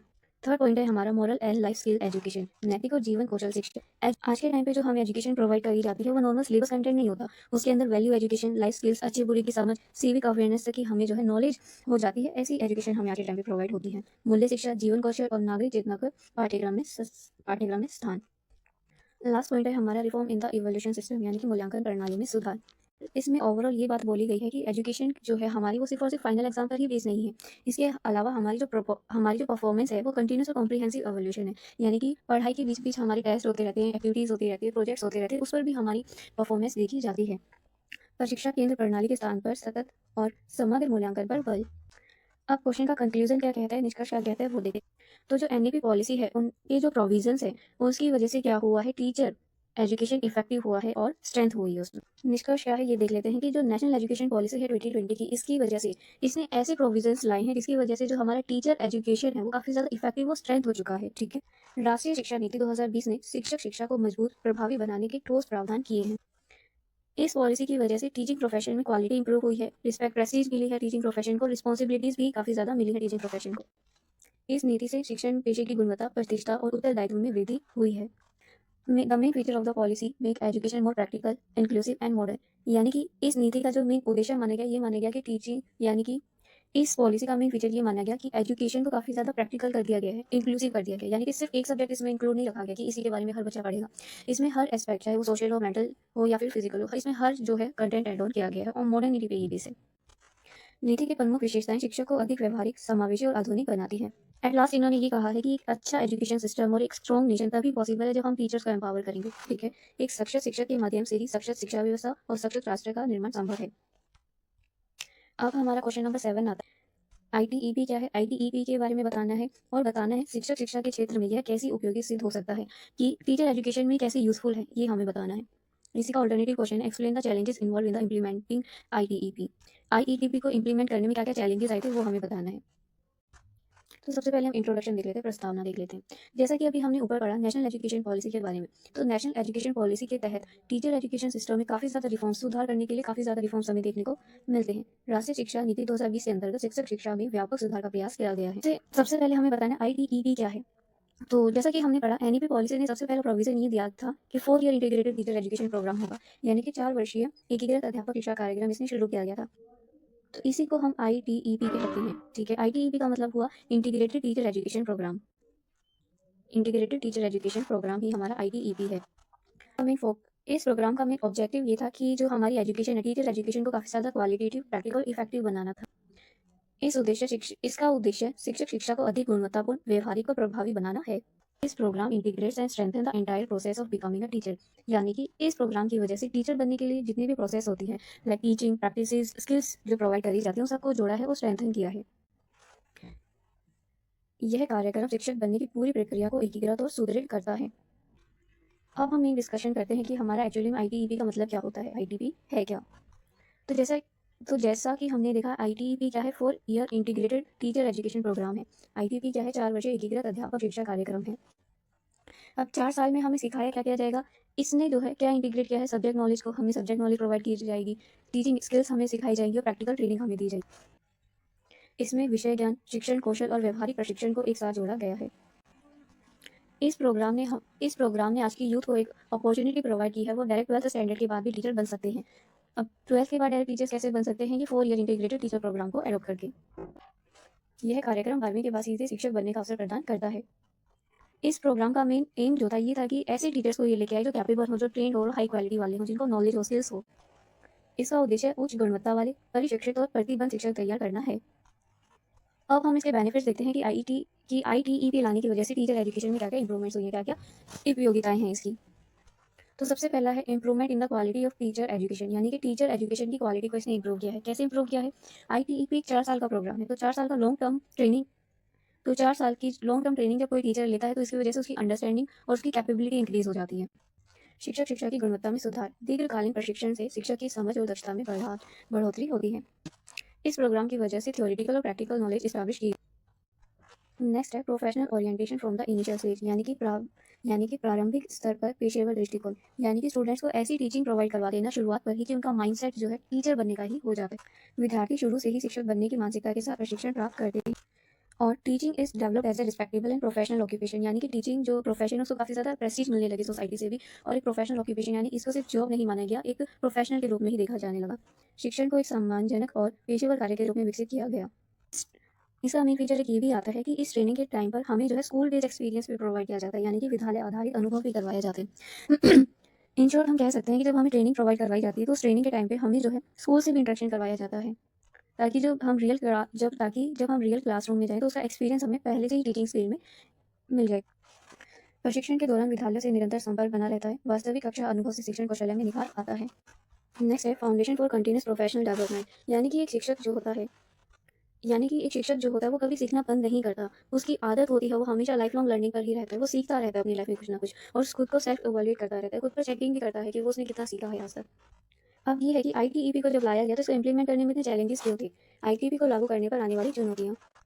पहला ये लैक ऑफ इंस्टीट्यूशनल इंफ्रास्ट्रक्चर, यानी कि जितने भी इंस्टीट्यूशन थे उनके पास प्रॉपर रिसोर्सेज ही नहीं थे, ना क्वालिफाइड फैकल्टीज थी इस ITEP को लागू करने के लिए। संस्थागत ढांचे की कमी, सभी स्थानों में आवश्यक संस्थान और योग्य शिक्षक उपलब्ध नहीं थे। नेक्स्ट है problem of train teacher educators, यानी कि जो टीचर्स थे वो इस न्यू सिस्टम के लिए ही फुली ट्रेन नहीं थे। शिक्षकों की समस्या, यानी प्रशिक्षक स्वयं इस नई प्रणाली के लिए पूरी तरह से प्रशिक्षित नहीं थे। नेक्स्ट प्रॉब्लम जो हमें देखने को मिलती है वो है difficulties in rural and backward areas, यानी कि इन जैसे एरिया में, चाहे वो गाँव का एरिया होगा, बैकवर्ड एरिया होगा या बैकवर्ड एरिया हो गया, इन एरियाज में हमें जो है अच्छी क्वालिटी वाले इंस्टीट्यूशन ही नहीं मिले। ग्रामीण और पिछड़े क्षेत्रों में कठिनाई, इन क्षेत्रों में गुणवत्तापूर्ण संस्थानों की कमी है।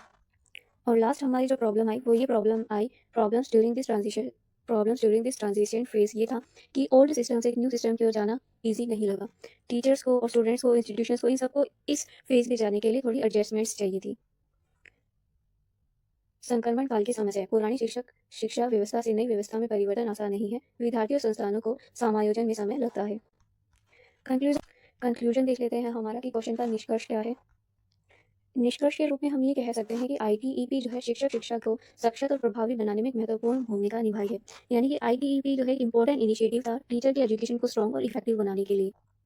दूसरा, क्योंकि इसमें टीचर्स को सिर्फ ट्रांसमीटर ऑफ नॉलेज नहीं माना गया कि सिर्फ उसे नॉलेज प्रोवाइड करनी स्टूडेंट्स को, नहीं, इसके अलावा टीचर को एक इस रूप में देखा गया कि वो गाइड और बिल्डर है सोसाइटी का। सोसाइटी को बिल्डअप करना है, सोसाइटी को गाइडेंस प्रोवाइड करना है, सोसाइटी को बिल्ड करना है, सोसाइटी को गाइड करने का जो काम है वो भी टीचर का माना गया। यह शिक्षक को ज्ञानदाता के साथ साथ कुशल मार्गदर्शक और समाज निर्माता बनाता है। यानी कि टीचर को काम सिर्फ ये नहीं कि वो नॉलेज प्रोवाइड करे, उसका काम क्या है, लोगों को मार्गदर्शक दिखाना भी टीचर का काम है। इस तरीके से उसे ट्रेनिंग प्रोवाइड करवाई गई इसमें। हालाँकि हम कह सकते हैं कि आईटीईपी को इम्प्लीमेंट करने में काफ़ी सारे चैलेंजेस हमने फेस करे हैं, बट ये हम जानते हैं जब ये एक बार इम्प्लीमेंट हो जाएगी तो उसका जो रिज़ल्ट मिलेगा वो भी हमें काफ़ी ज़्यादा पॉजिटिव मिलेगा। तो यद्यपि इसके कार्यान्वयन में अनेक चुनौतियाँ हैं, फिर भी दीर्घकाल में इसके सकारात्मक परिणाम सामने आएँगे। और ये हम सब जानते हैं कि जब हम आईटीईपी को एक प्रॉपर तरीके से प्लान करेंगे, रिसोर्सेज होंगे, ट्रेनिंग होगी हमारे पास, तो इसकी वजह से क्या होगा, टीचर एजुकेशन की फील्ड में हमें काफ़ी अच्छा रिवोल्यूशनरी चीज़ देखने को मिलेगा। उचित योजना, संस्थान और प्रशिक्षण के माध्यम से आईटीईपी शिक्षा के क्षेत्र में क्रांतिकारी परिवर्तन ला सकता है। अब नेक्स्ट क्वेश्चन हमारा आता है, present and outline of the historical development of teacher education in India, right with special reference to the recommendation from Wood's dispatch to the head of committee. यानी कि इंडिया में पुरानी टाइम से लेकर अब तक एजुकेशन सिस्टम में क्या क्या चेंजेस हो चुके हैं हमें वो बताना है। लेकिन आंसर की वुड्स डिस्पैच से लेकर हेड ऑफ कमिटी तक जो जो रिकमेंडेशन दी गई उनका क्या इम्पैक्ट रहा है वो भी बताना है। भारत में अध्यापक शिक्षा के ऐतिहासिक विकास की रूपरेखा प्रस्तुत कीजिए। वुड्स डिस्पैच से लेकर हाथरस समिति तक सिफारिशों के विषय संदर्भ में लिखिए। उसी क्वेश्चन का और में हमें क्वेश्चन देखने को मिलता है, discuss the recommendations made by the Kothari committee for improving the quality of teacher education, mention their long term impact. यानी कि हमें कोठारी आयोग द्वारा अध्यापक शिक्षा की गुणवत्ता सुधार हेतु प्रस्तुत सिफारिशों की विवेचना करनी है, उनके दीर्घकालीन प्रभावों का भी उल्लेख करना है। तो सबसे पहले हम इंट्रोडक्शन देख लेते हैं कि हमारे क्वेश्चन की प्रस्तावना क्या रहेगी। तो जैसा कि हम जानते हैं, टीचर एजुकेशन सिस्टम जो है हमारे एजुकेशन सिस्टम की क्वालिटी का बेस है। यानी कि हमारी कंट्री में एजुकेशन सिस्टम की क्या क्वालिटी रहेगी वो कौन डिसाइड करता है, वो हमारा टीचर एजुकेशन सिस्टम ही डिसाइड करता है। अध्यापक शिक्षा किसी भी शिक्षा व्यवस्था की गुणवत्ता का आधार होता है।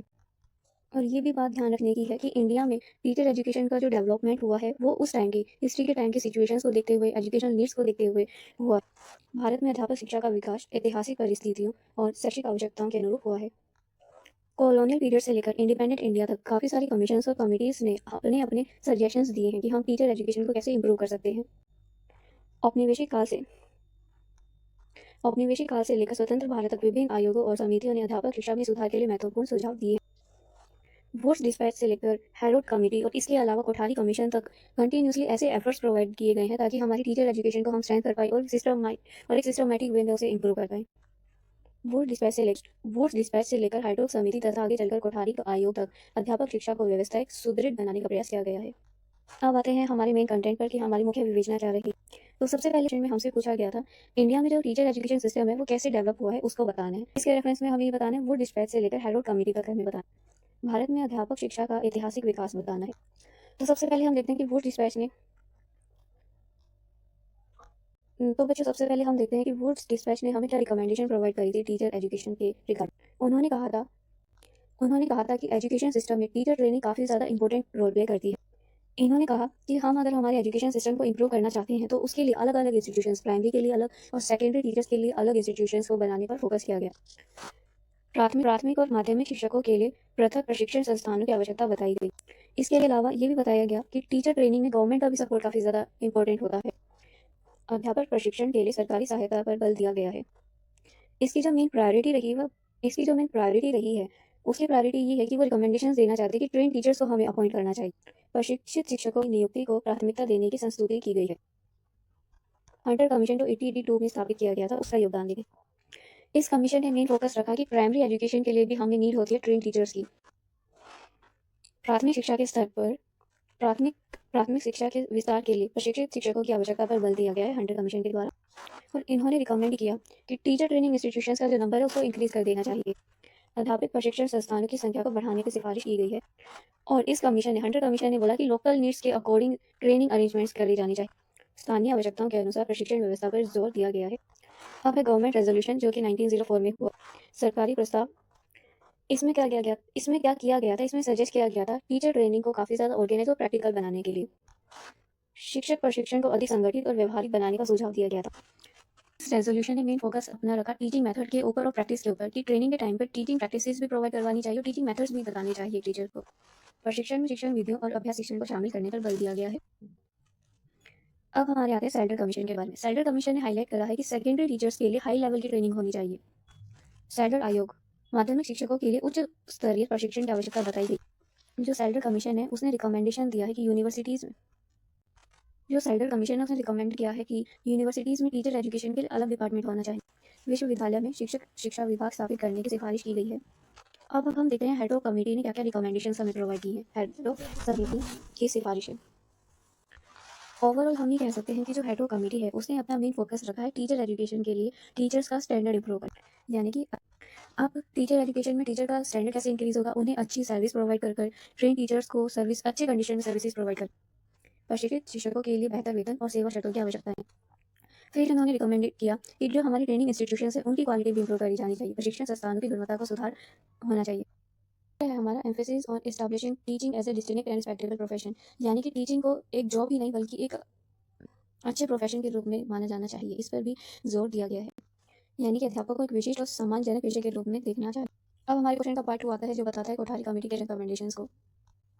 कोठारी आयोग जो कि 1964 से लेकर 1966 के बीच में स्थापित किया गया था, उसके द्वारा अध्यापक शिक्षा की गुणवत्ता में क्या सुधार लाने चाहिए, उसके लिए क्या सिफारिश इन्होंने दी है वो हम देखते हैं। तो सबसे पहला हमारा पॉइंट है कि टीचर एजुकेशन को प्रोफेशनल नेचर प्रोवाइड करना चाहिए। यानी कि टीचर एजुकेशन को फुली प्रोफेशनल बनाने की इन्होंने रिकमेंड किया। अध्यापक शिक्षा का व्यावसायिक स्वरूप, यानी कि अध्यापक शिक्षा को पूर्ण रूप से हमें व्यावसायिक बनाने चाहिए। फिर उन्होंने रिकमेंड किया प्री सर्विस और इन सर्विस ट्रेनिंग के बारे में। यानी इन्होंने मेन फोकस रखा अपना कि टीचर बनने से पहले जो आपको एजुकेशन प्रोवाइड करी जाती है, प्री सर्विस एजुकेशन जो है काफ़ी ज़्यादा कंपलसरी होनी चाहिए और स्ट्रॉन्ग भी होनी चाहिए। इसके बाद इन्होंने ये भी बताया कि प्री सर्विस के बाद इन सर्विस ट्रेनिंग भी उतनी ही इंपॉर्टेंट है। यानी कि सेवा पूर्व और सेवा के दौरान प्रशिक्षण। सेवा पूर्व प्रशिक्षण को अनिवार्य और सुदृढ़ पर बल दिया गया। शिक्षकों को निरंतर व्यावसायिक विकास की आवश्यकता पर जोर दिया गया। शिक्षकों के निरंतर व्यावसायिक विकास की आवश्यकता पर भी जोर दिया गया है। इसके बाद इन्होंने बताया improvement in the training curriculum activities. यानी कि बैलेंस होना चाहिए सब्जेक्ट नॉलेज के बीच में भी और जो सब्जेक्ट से हटके जो नॉलेज होती है उनके बीच में भी, चाहे वो टीचिंग स्किल्स हो या प्रैक्टिकल। ओवरऑल इनका ये कहना था कि हाँ ठीक है, बच्चे का सब्जेक्ट नॉलेज प्रोवाइड करो, अच्छी बात है, इसके साथ साथ एक प्रैक्टिस भी होनी चाहिए, उसको एक्सपीरियंस भी होना चाहिए, स्कूल बेस्ड ट्रेनिंग होनी चाहिए। ठीक है, प्रशिक्षण पाठ्यक्रम में सुधार, यानी विषय ज्ञान के साथ साथ शिक्षण कौशल और व्यवहारिक प्रशिक्षण पर भी संतुलन होना चाहिए हमारा। अभ्यास शिक्षण और विद्यालय आधारित शिक्षा को महत्व दिया गया है। फिर इन्होंने टीचर एजुकेशन इंस्टीट्यूशंस की क्वालिटी के ऊपर बात की है। इन्होंने कहा कि जो लो स्टैंडर्ड वाले इंस्टीट्यूशन है उनको बंद इन्होंने कहा कि जो लो स्टैंडर्ड वाले इंस्टीट्यूशंस है उनको बंद कर देना चाहिए, क्योंकि इनका मेन फोकस था कि क्वालिफाइड और ऐसे रिकॉग्नाइज इंस्टीट्यूशंस अलाउ करेंगे टीचर्स को ट्रेन करने के लिए। शिक्षक शिक्षा संस्थानों की गुणवत्ता, निम्न स्तर के संस्थानों को समाप्त करने की सिफारिश की गई। योग्य शिक्षक शिक्षकों की नियुक्ति पर बल दिया गया। फिर नेक्स्ट इन्होंने रिकमेंडेशन दी सोशल प्रेस्टीज या सर्विस कंडीशन के ऊपर, यानी कि सामाजिक प्रतिष्ठा और सेवा शर्तें के ऊपर इन्होंने सिफारिशें की। इन्होंने कहा कि हमें टीचर की कंडीशन को भी इंप्रूव करना चाहिए, उनकी सैलरीज इंप्रूव करनी चाहिए, प्रमोशंस भी देनी चाहिए और वर्किंग कंडीशंस को भी इंप्रूव करना चाहिए। शिक्षकों के वेतन, पदोन्नति और कार्यस्थितियों में सुधार का झुकाव दिया गया है, ताकि जब सोसाइटी में किसी प्रोफेशन को इतनी ज़्यादा इंपॉर्टेंस मिलेगी, प्रेस्टीज मिलेगा, तो जो टैलेंटेड यूथ हैं वो अट्रैक्ट होंगे टीचिंग प्रोफेशन की ओर। प्रभावशाली युवाओं को शिक्षक पेशे की ओर आकर्षित करने पर बल दिया गया है। अब हम देखते हैं कोठारी कमीशन की जो रिकमेंडेशन है उनका लॉन्ग टर्म क्या रहा है। कोठारी आयोग की सिफारिशों का दीर्घकालिक प्रभाव। सबसे पहला है teacher education required and organise and professional correct, यानी कि टीचर ट्रेनिंग एक प्रॉपर सिस्टमैटिक और प्रोफेशनल सिस्टम बन गया था। शिक्षक शिक्षा को एक संगठित और व्यावसायिक स्वरूप प्राप्त हुआ। National level attention was focused on the quality of training institutions, यानी कि देश भर में सारे इंस्टीट्यूशंस की क्वालिटी को इंप्रूव करने पर ध्यान दिया गया। उसके बाद है the role of teacher evolve from mere transmitter of knowledge to guide and builder of society, यानी कि सबमिशन के बाद टीचर को सिर्फ ज्ञानदाता के रूप में नहीं देखा गया बल्कि एक मार्गदर्शक, एक गाइडर और एक समाज निर्माता के रूप में भी देखा गया को मिलता है। तो हम कह सकते हैं कि कोठारी कमीशन की जो भी सजेशंस थी उसके बाद आने वाली जितनी भी हमारी एजुकेशन पॉलिसीज और कमीशन थी उन पर डीप इन्फ्लुएंस देखने को मिलता है। आगे की शिक्षा नीतियों और आयोगों पर कोठारी आयोग का गहरा प्रभाव। अब हम क्वेश्चन के कंक्लूजन की बात करते हैं कि निष्कर्ष क्या है हमारा। तो हमने देखा कि टीचर एजुकेशन सिस्टम इंडिया में जो है तो हमने देखा कि इंडिया में टीचर एजुकेशन का जो डेवलपमेंट है काफ़ी सिस्टमेटिकली हुआ है, वुड्स डिस्पैच से लेकर हाइड्रो कमेटी तक। तो भारत में अध्यापक शिक्षा का विकास वुड्स डिस्पैच से लेकर प्रारंभ होकर हॉटोंग समिति तक क्रमिक रूप से हुआ है। सिस्टमेटिक मैनर में हमारा डेवलपमेंट हुआ है टीचर एजुकेशन का। इन सारे एफर्ट्स की वजह से आज के टाइम पे जो टीचर ट्रेनिंग है वो काफ़ी ज़्यादा ऑर्गेनाइज और एसेंशियल बन चुकी है। इन प्रयासों ने अध्यापक प्रशिक्षण को संगठित और आवश्यक बनाया है। तो एट लास्ट हम ये कह सकते हैं कि इंडिपेंडेंट इंडिया में कोठारी कमीशन ने टीचर एजुकेशन सिस्टम में इंप्रूवमेंट करने के लिए क्लियर और लॉन्ग टर्म रिकमेंडेशंस दी। स्वतंत्र भारत में कोठारी आयोग ने अध्यापक शिक्षा की गुणवत्ता के सुधार के लिए ठोस और दूरगामी से रिकमेंडेशंस प्रस्तुत की हैं। तो इन सारे एफर्ट्स को कंबाइन करके हम ये कह सकते हैं कि टीचर एजुकेशन को एक बेस माना गया एजुकेशन सिस्टम का। कि एजुकेशन सिस्टम का बेस क्या है? हमारा टीचर एजुकेशन सिस्टम है, जो आज के टाइम पे भी रेलिवेंट है। हमारा 9th क्वेश्चन आता है, critically examine the recommendations related to the moral role and service condition of teachers presented by national commission on teacher. राष्ट्रीय अध्यापक आयोग द्वारा प्रस्तुत अध्यापक की नैतिक भूमिका और सेवा शर्तों से संबंधित अनुशासनों का आलोचनात्मक प्रशिक्षण कीजिए। ऑल्टरनेटिव क्वेश्चन है हमारा, how did the justice Verma commission identify the declining quality of teacher education and what concrete suggestions did it give for improvement, explain in detail. यानी कि न्यायमूर्ति वर्मा आयोग ने अध्यापक शिक्षा की गिरती गुणवत्ता को कैसे चिन्हित किया है और सुधार के लिए कौन कौन से ठोस सुझाव दिए हैं, उन सबको हमें बताना है। सबसे पहले हम क्वेश्चन का इंट्रोडक्शन देखते हैं कि हमारा प्रस्तावना में क्या कंटेंट रहेगा, उसको पढ़ते हैं। हम क्वेश्चन के इंट्रोडक्शन की बात करते हैं कि प्रस्तावना क्या रहेगी क्वेश्चन की। तो इंडिपेंडेंट इंडिया में टीचर्स का जो रोल रहा है, स्टेटस और क्वालिटी जो रही है, वो टाइम टू टाइम रिव्यू की जाती है और रिफॉर्म की जाती है। स्वतंत्र भारत में शिक्षक की भूमिका, स्थिति, गुणवत्ता पर समय समय पर गहन चिंतन किया जाता है। नेशनल कमीशन ऑन टीचर या कहें जस्टिस वर्मा कमीशन, ये इसीलिए ही कंस्टिट्यूट किया गया था ताकि हमारे टीचर एजुकेशन में जो भी प्रॉब्लम्स हैं उनको एड्रेस किया जाए और उनमें रिफॉर्म्स लाए जाएं। राष्ट्रीय अध्यापक आयोग 1983 में स्थापित किया गया था, वहीं दूसरी ओर न्यायमूर्ति वर्मा आयोग 2011 में। इनका गठन अध्यापक शिक्षा की समस्याओं और सुधार के लिए किया गया था। जो नेशनल कमीशन ऑन टीचर्स है, उसने मेन फोकस अपना रखा है टीचर की मॉरल रोल और सर्विस कंडीशन के ऊपर। राष्ट्रीय अध्यापक आयोग ने शिक्षक की नैतिक भूमिका और सेवा शर्तों पर विशेष बल दिया है। वहीं दूसरी ओर जस्टिस वर्मा कमीशन ने किसके ऊपर ध्यान दिया है? उन्होंने टीचर एजुकेशन की गिरती क्वालिटी के ऊपर ध्यान दिया है। उन्होंने कहा कि हमारे लिए एक सीरियस मैटर है कि हमें इस पे ध्यान देना चाहिए। इसके साथ साथ उन्होंने इसके क्लियर रिकमेंडेशंस भी प्रोवाइड किए कि हम इसे रिफॉर्म कैसे कर सकते हैं। मेन डिस्कशन आता है, recommendation of the national commission on teachers related to the moral role and service condition of teachers. अब हम देखते हैं कि नेशनल कमीशन ऑन टीचर ने मॉरल रोल और सर्विस कंडीशन को लेकर टीचर्स की क्या रिकमेंडेशंस दिए हैं। राष्ट्रीय अध्यापक आयोग द्वारा अध्यापक की नैतिक भूमिका और सेवा शर्तें से संबंधित अनुशंसाएं। पहला है recommendation related to the moral role of teacher. इन्होंने टीचर के मॉरल रोल के ऊपर रिकमेंडेशन प्रोवाइड की है। टीचर्स को ऐसा माना गया कि वो नेशनल बिल्डिंग में स्टूडेंट्स को मॉरल लीडरशिप प्रोवाइड करता है। अध्यापक की नैतिक भूमिका से संबंधित अनुशंसाएं क्या हैं? शिक्षक को राष्ट्र निर्माण में नैतिक नेतृत्व प्रदान करने वाला माना गया। ठीक है। Teachers were described as living example of conduct, discipline and values for student. यानी कि स्टूडेंट्स के लिए टीचर जो है एक रोल मॉडल है अच्छे कैरेक्टर का, डिसिप्लिन का और मॉरल वैल्यूज का। अध्यापक को विद्यार्थियों के लिए आचरण, अनुशासन और मूल्य का जीवंत उदाहरण बताया गया। Teachers were expected to demonstrate integrity, devotion to duty and social responsibility. यानी कि हम टीचर से ये सारे चीज़ें एक्सपेक्ट करते हैं कि वो ईमानदार हो, अपने काम के प्रति पूरी लगन रखे और सोसाइटी में अपने रिस्पॉन्सिबिलिटी दिखाने वाला माना जाता है। शिक्षक से सत्यनिष्ठा, कर्तव्यनिष्ठा और सामाजिक उत्तरदायित्व की अपेक्षा की जाती है। लास्ट है हमारा, teachers were consider carries for democratic values and national unity and social harmony. इसके साथ साथ ऐसा माना जाता है टीचर जो है डेमोक्रेटिक के वैल्यूज़ को, सोसाइटी में एकता और हार्मनी फैलाने वाला माना गया है। शिक्षक को लोकतांत्रिक मूल्य, राष्ट्रीय एकता और सामाजिक समरसता का संवाहक माना गया है। हमने नेशनल कमीशन के द्वारा मॉरल वैल्यूज़ के ऊपर रिकमेंडेशन देखी। अब हम देखेंगे सर्विस कंडीशन के ऊपर रिकमेंडेशंस क्या हैं।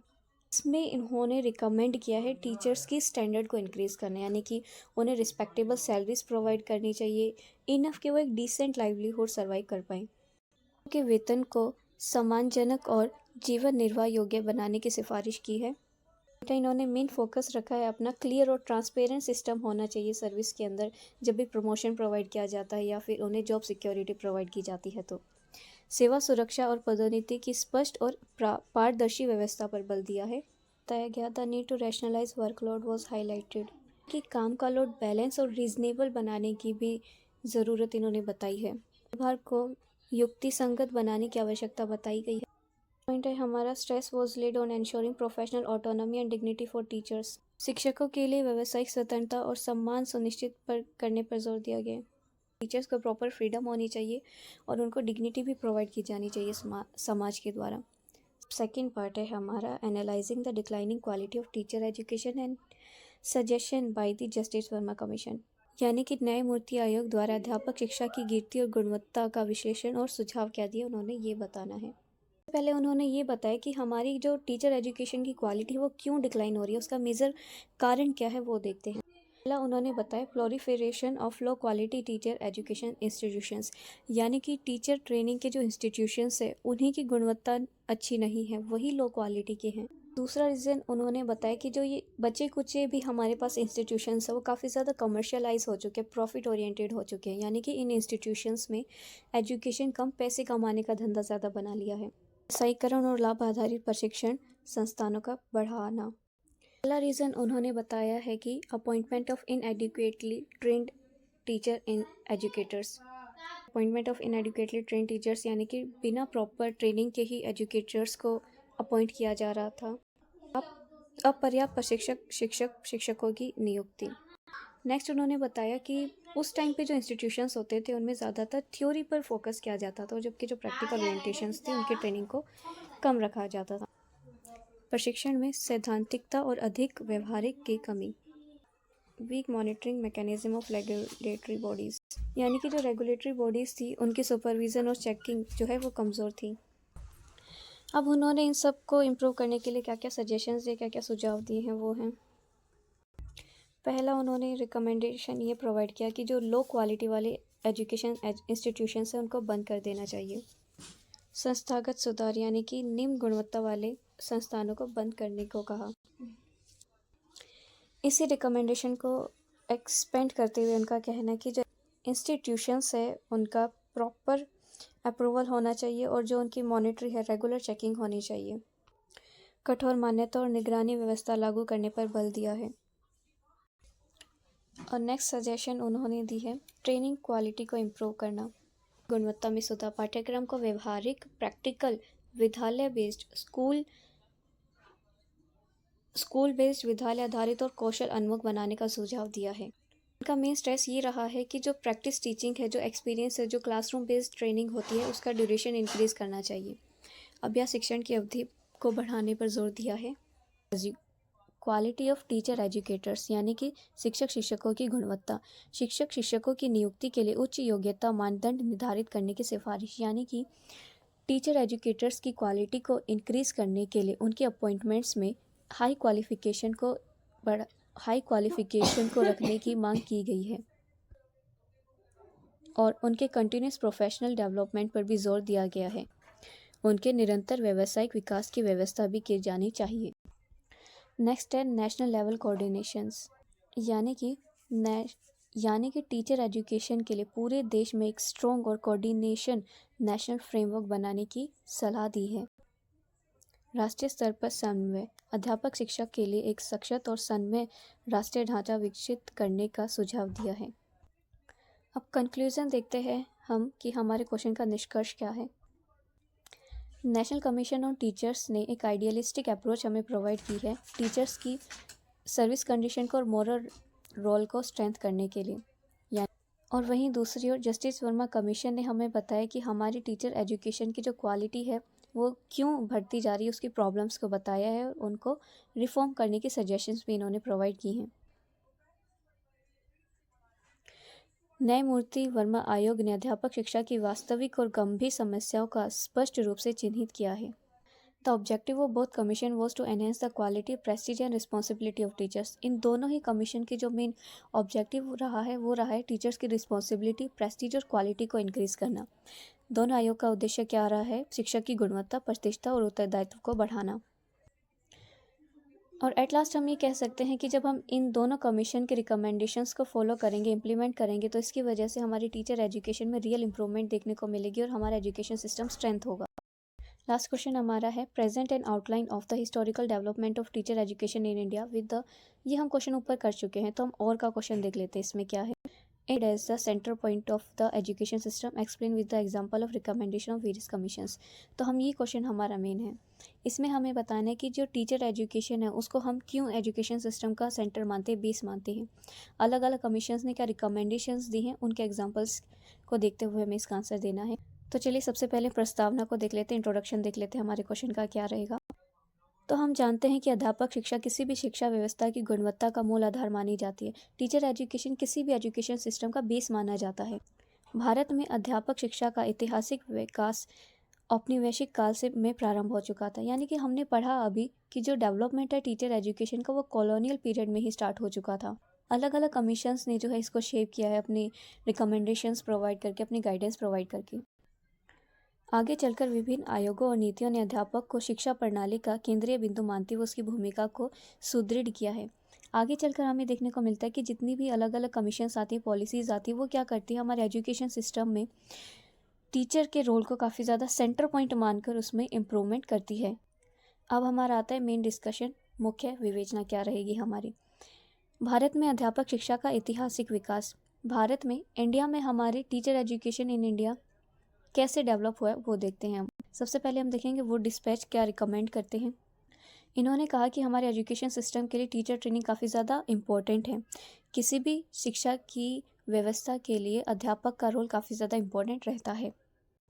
इन्होंने कहा कि प्राइमरी और सेकेंडरी टीचर्स के लिए अलग अलग ट्रेनिंग इंस्टीट्यूशंस होने चाहिए। प्राथमिक और माध्यमिक शिक्षाओं के लिए अलग अलग प्रशिक्षण संस्थानों की स्थापना के लिए इन्होंने बल दिया है। फिर इन्होंने कहा है कि एजुकेशन सिस्टम को एक्सपेंड करने के लिए हमें जो है ट्रेन टीचर्स की रिक्वायरमेंट होती है। शिक्षित शिक्षकों की नियुक्ति को शिक्षा विस्तार के लिए आवश्यक बताया गया है। और लास्ट रिकमेंडेशन इन्होंने ये कही है कि टीचर ट्रेनिंग तभी अच्छे से डेवलप हो पाएगी जब उसमें गवर्नमेंट अपना सपोर्ट प्रोवाइड करेगी। सरकारी सहायता का इन्होंने जो है इम्पोर्टेंट बताया है। हंटर कमीशन को देखते हैं अब हम। हंटर कमीशन सजेस्ट करते हैं कि प्राइमरी एजुकेशन के लिए भी ट्रेन टीचर्स का होना काफ़ी ज़्यादा इम्पोर्टेंट है, कि प्राथमिक शिक्षा के लिए भी हमें प्रशिक्षित अध्यापकों की आवश्यकता होती है। कमीशन का कहना है कि हमें जो ट्रेनिंग इंस्टीट्यूशंस है वो लोकल नीड्स के अकॉर्डिंग रखना चाहिए, यानी कि स्थानीय आवश्यकताओं के अनुसार अध्यापक प्रशिक्षण की व्यवस्था का सुझाव इन्होंने दिया है। लास्ट इन्होंने रिकमेंड किया है कि हमें ट्रेनिंग इंस्टीट्यूशंस के नंबर को इंक्रीज़ करना चाहिए। ये सारी रिकमेंडेशंस हम ऊपर पढ़ चुके हैं, तो आप ऊपर से एक बार फिर से रिवाइज कर लेना।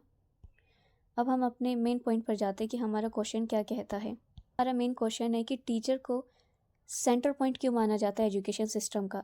इस कमीशन का कहना है टीचर जो है सिर्फ ज्ञानदाता नहीं है, इसके साथ साथ वो क्रिएटर ऑफ नॉलेज भी है, यानी कि वो आइडियाज़ डेवलप करता है, अंडरस्टैंडिंग डेवलप करता है, बच्चे में एक ऐसी समझ डेवलप करता है जो अच्छे बुरे की समझ रखता है। तो यानी कि अध्यापक जो है सिर्फ ज्ञानदाता नहीं है बल्कि सर्जनकर्ता माना गया है। इसने मेन फोकस रखा अपना इंटेलेक्चुअल, मॉरल और सोशल रोल के ऊपर। शिक्षक के बौद्धिक, नैतिक और सामाजिक भूमिका पर बल दिया है। वहीं जो सेकेंडरी एजुकेशन कमीशन है वो हमें रिकमेंड करती है कि जो टीचर का रोल है ऑलराउंडर डेवलपमेंट करना है, स्टूडेंट का ऑलराउंडर डेवलपमेंट करना टीचर का रोल माना गया है। क्योंकि टीचर सिर्फ हमें नॉलेज प्रोवाइड नहीं करता, वो गाइड भी है, मोटिवेटर भी है और कैरेक्टर बिल्डर भी माना गया है। वहीं कोठारी कमीशन हमें क्या कहती है, कोठारी कमीशन हमें क्या कहती है वो देखते हैं।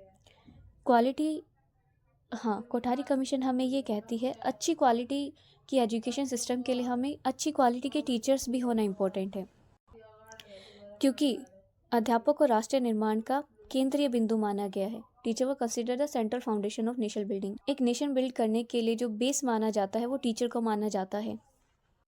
तो इसका मेन फोकस जो रहा है वो रहा है शिक्षक शिक्षा के व्यावसायिक स्वरूप और सेवा शर्तों में सुधार लाना चाहिए, यानी कि टीचर के स्टैंडर्ड्स को भी हमें इंक्रीज़ करना चाहिए। लास्ट है हमारा नेशनल एजुकेशन पॉलिसी।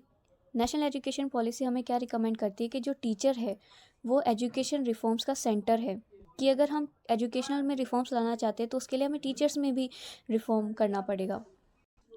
और इसमें मेन फोकस रखा गया है कंटिन्यूस प्रोफेशनल डेवलपमेंट के ऊपर, कि हाँ इन सर्विस में भी रहे एजुकेशन उतनी ही इम्पोर्टेंट है जितनी प्री टाइम पीरियड में।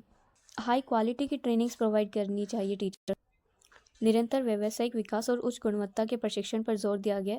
अध्यापक को परिवर्तन का संवाहक और समाज निर्माता बनाया गया, यानी कि टीचर को एक ऐसा एजेंट माना जाता है जो चेंज करता है सोसाइटी को और बिल्ड भी करता है। इस क्वेश्चन का हमारा कंक्लूजन क्या आता है वो देख लेते हैं। निष्कर्ष में हम क्या लिखेंगे। निष्कर्ष में हम ये लिखेंगे, the development of teacher education in India progress gradually from Wood despatch to हाइटो कमेटी। यानी कि जो टीचर एजुकेशन का डेवलपमेंट है वो धीरे धीरे हुआ है। वुड डिस्पैच से लेकर हाइटो कमेटी तक धीरे धीरे इसने प्रोग्रेस करी है। These efforts gave teacher training as organized and essential form. इन प्रयासों की वजह से टीचर ट्रेनिंग को प्रशिक्षण को एक संगठित और आवश्यक स्वरूप प्रदान किया गया है। Various commission and policies expanded the role of the teacher by recognizing as the central of the education system. अलग अलग आयोगों ने, अलग अलग नीतियों ने जो है अध्यापक को शिक्षा प्रणाली का केंद्रीय बिंदु मानते हुए उसकी भूमिका को व्यापक बताया है। And it is clear that without qualified, trained and committed teachers, quality education and nation building are not possible. यानी कि यह स्पष्ट है कि योग्य और प्रशिक्षित और प्रतिबद्ध अध्यापक के बिना गुणवत्तापूर्ण शिक्षा और राष्ट्रीय तो स्टूडेंट्स, ये था हमारा teacher and teacher education subject के 10 most important questions with answers जो डायरेक्टली एग्जाम में आ सकते हैं। एंड आई होप कि आपने इन सारे क्वेश्चंस को ध्यान से समझा होगा और अपनी एग्जाम प्रिपरेशन स्ट्रॉन्ग कर ली होगी। और याद रखो, हमारे लेक्चर फ्री हैं, लेकिन अगर तुम चाहते हो वेल ऑर्गेनाइज नोट्स जो कि एग्जाम के लिए एकदम परफेक्ट हैं, तो बस गिवन नंबर पर मैसेज करो और अपने नोट्स को सिक्योर कर लो। और हाँ, हर वीडियो में होता है गिव अवे, तो वीडियो के बीच में पूछे गए क्वेश्चंस के लिए रेडी रहो और 3 लकी विनर बन सकते हो, वो भी फ्री नोट्स के लिए। अगर तुम्हें वीडियो पसंद आई हो तो लाइक, शेयर और सब्सक्राइब करना मत भूलना और हमारे व्हाट्सएप चैनल और टेलीग्राम चैनल को फॉलो कर लेना ताकि आप सभी को मिलता रहे एग्जाम फोकस्ड अपडेट्स और DU सोल के सारे मोस्ट इंपॉर्टेंट लेक्चर्स और गिव अवे के winners. Till then, stay focused, stay smart and crush your exam. See you in the next video.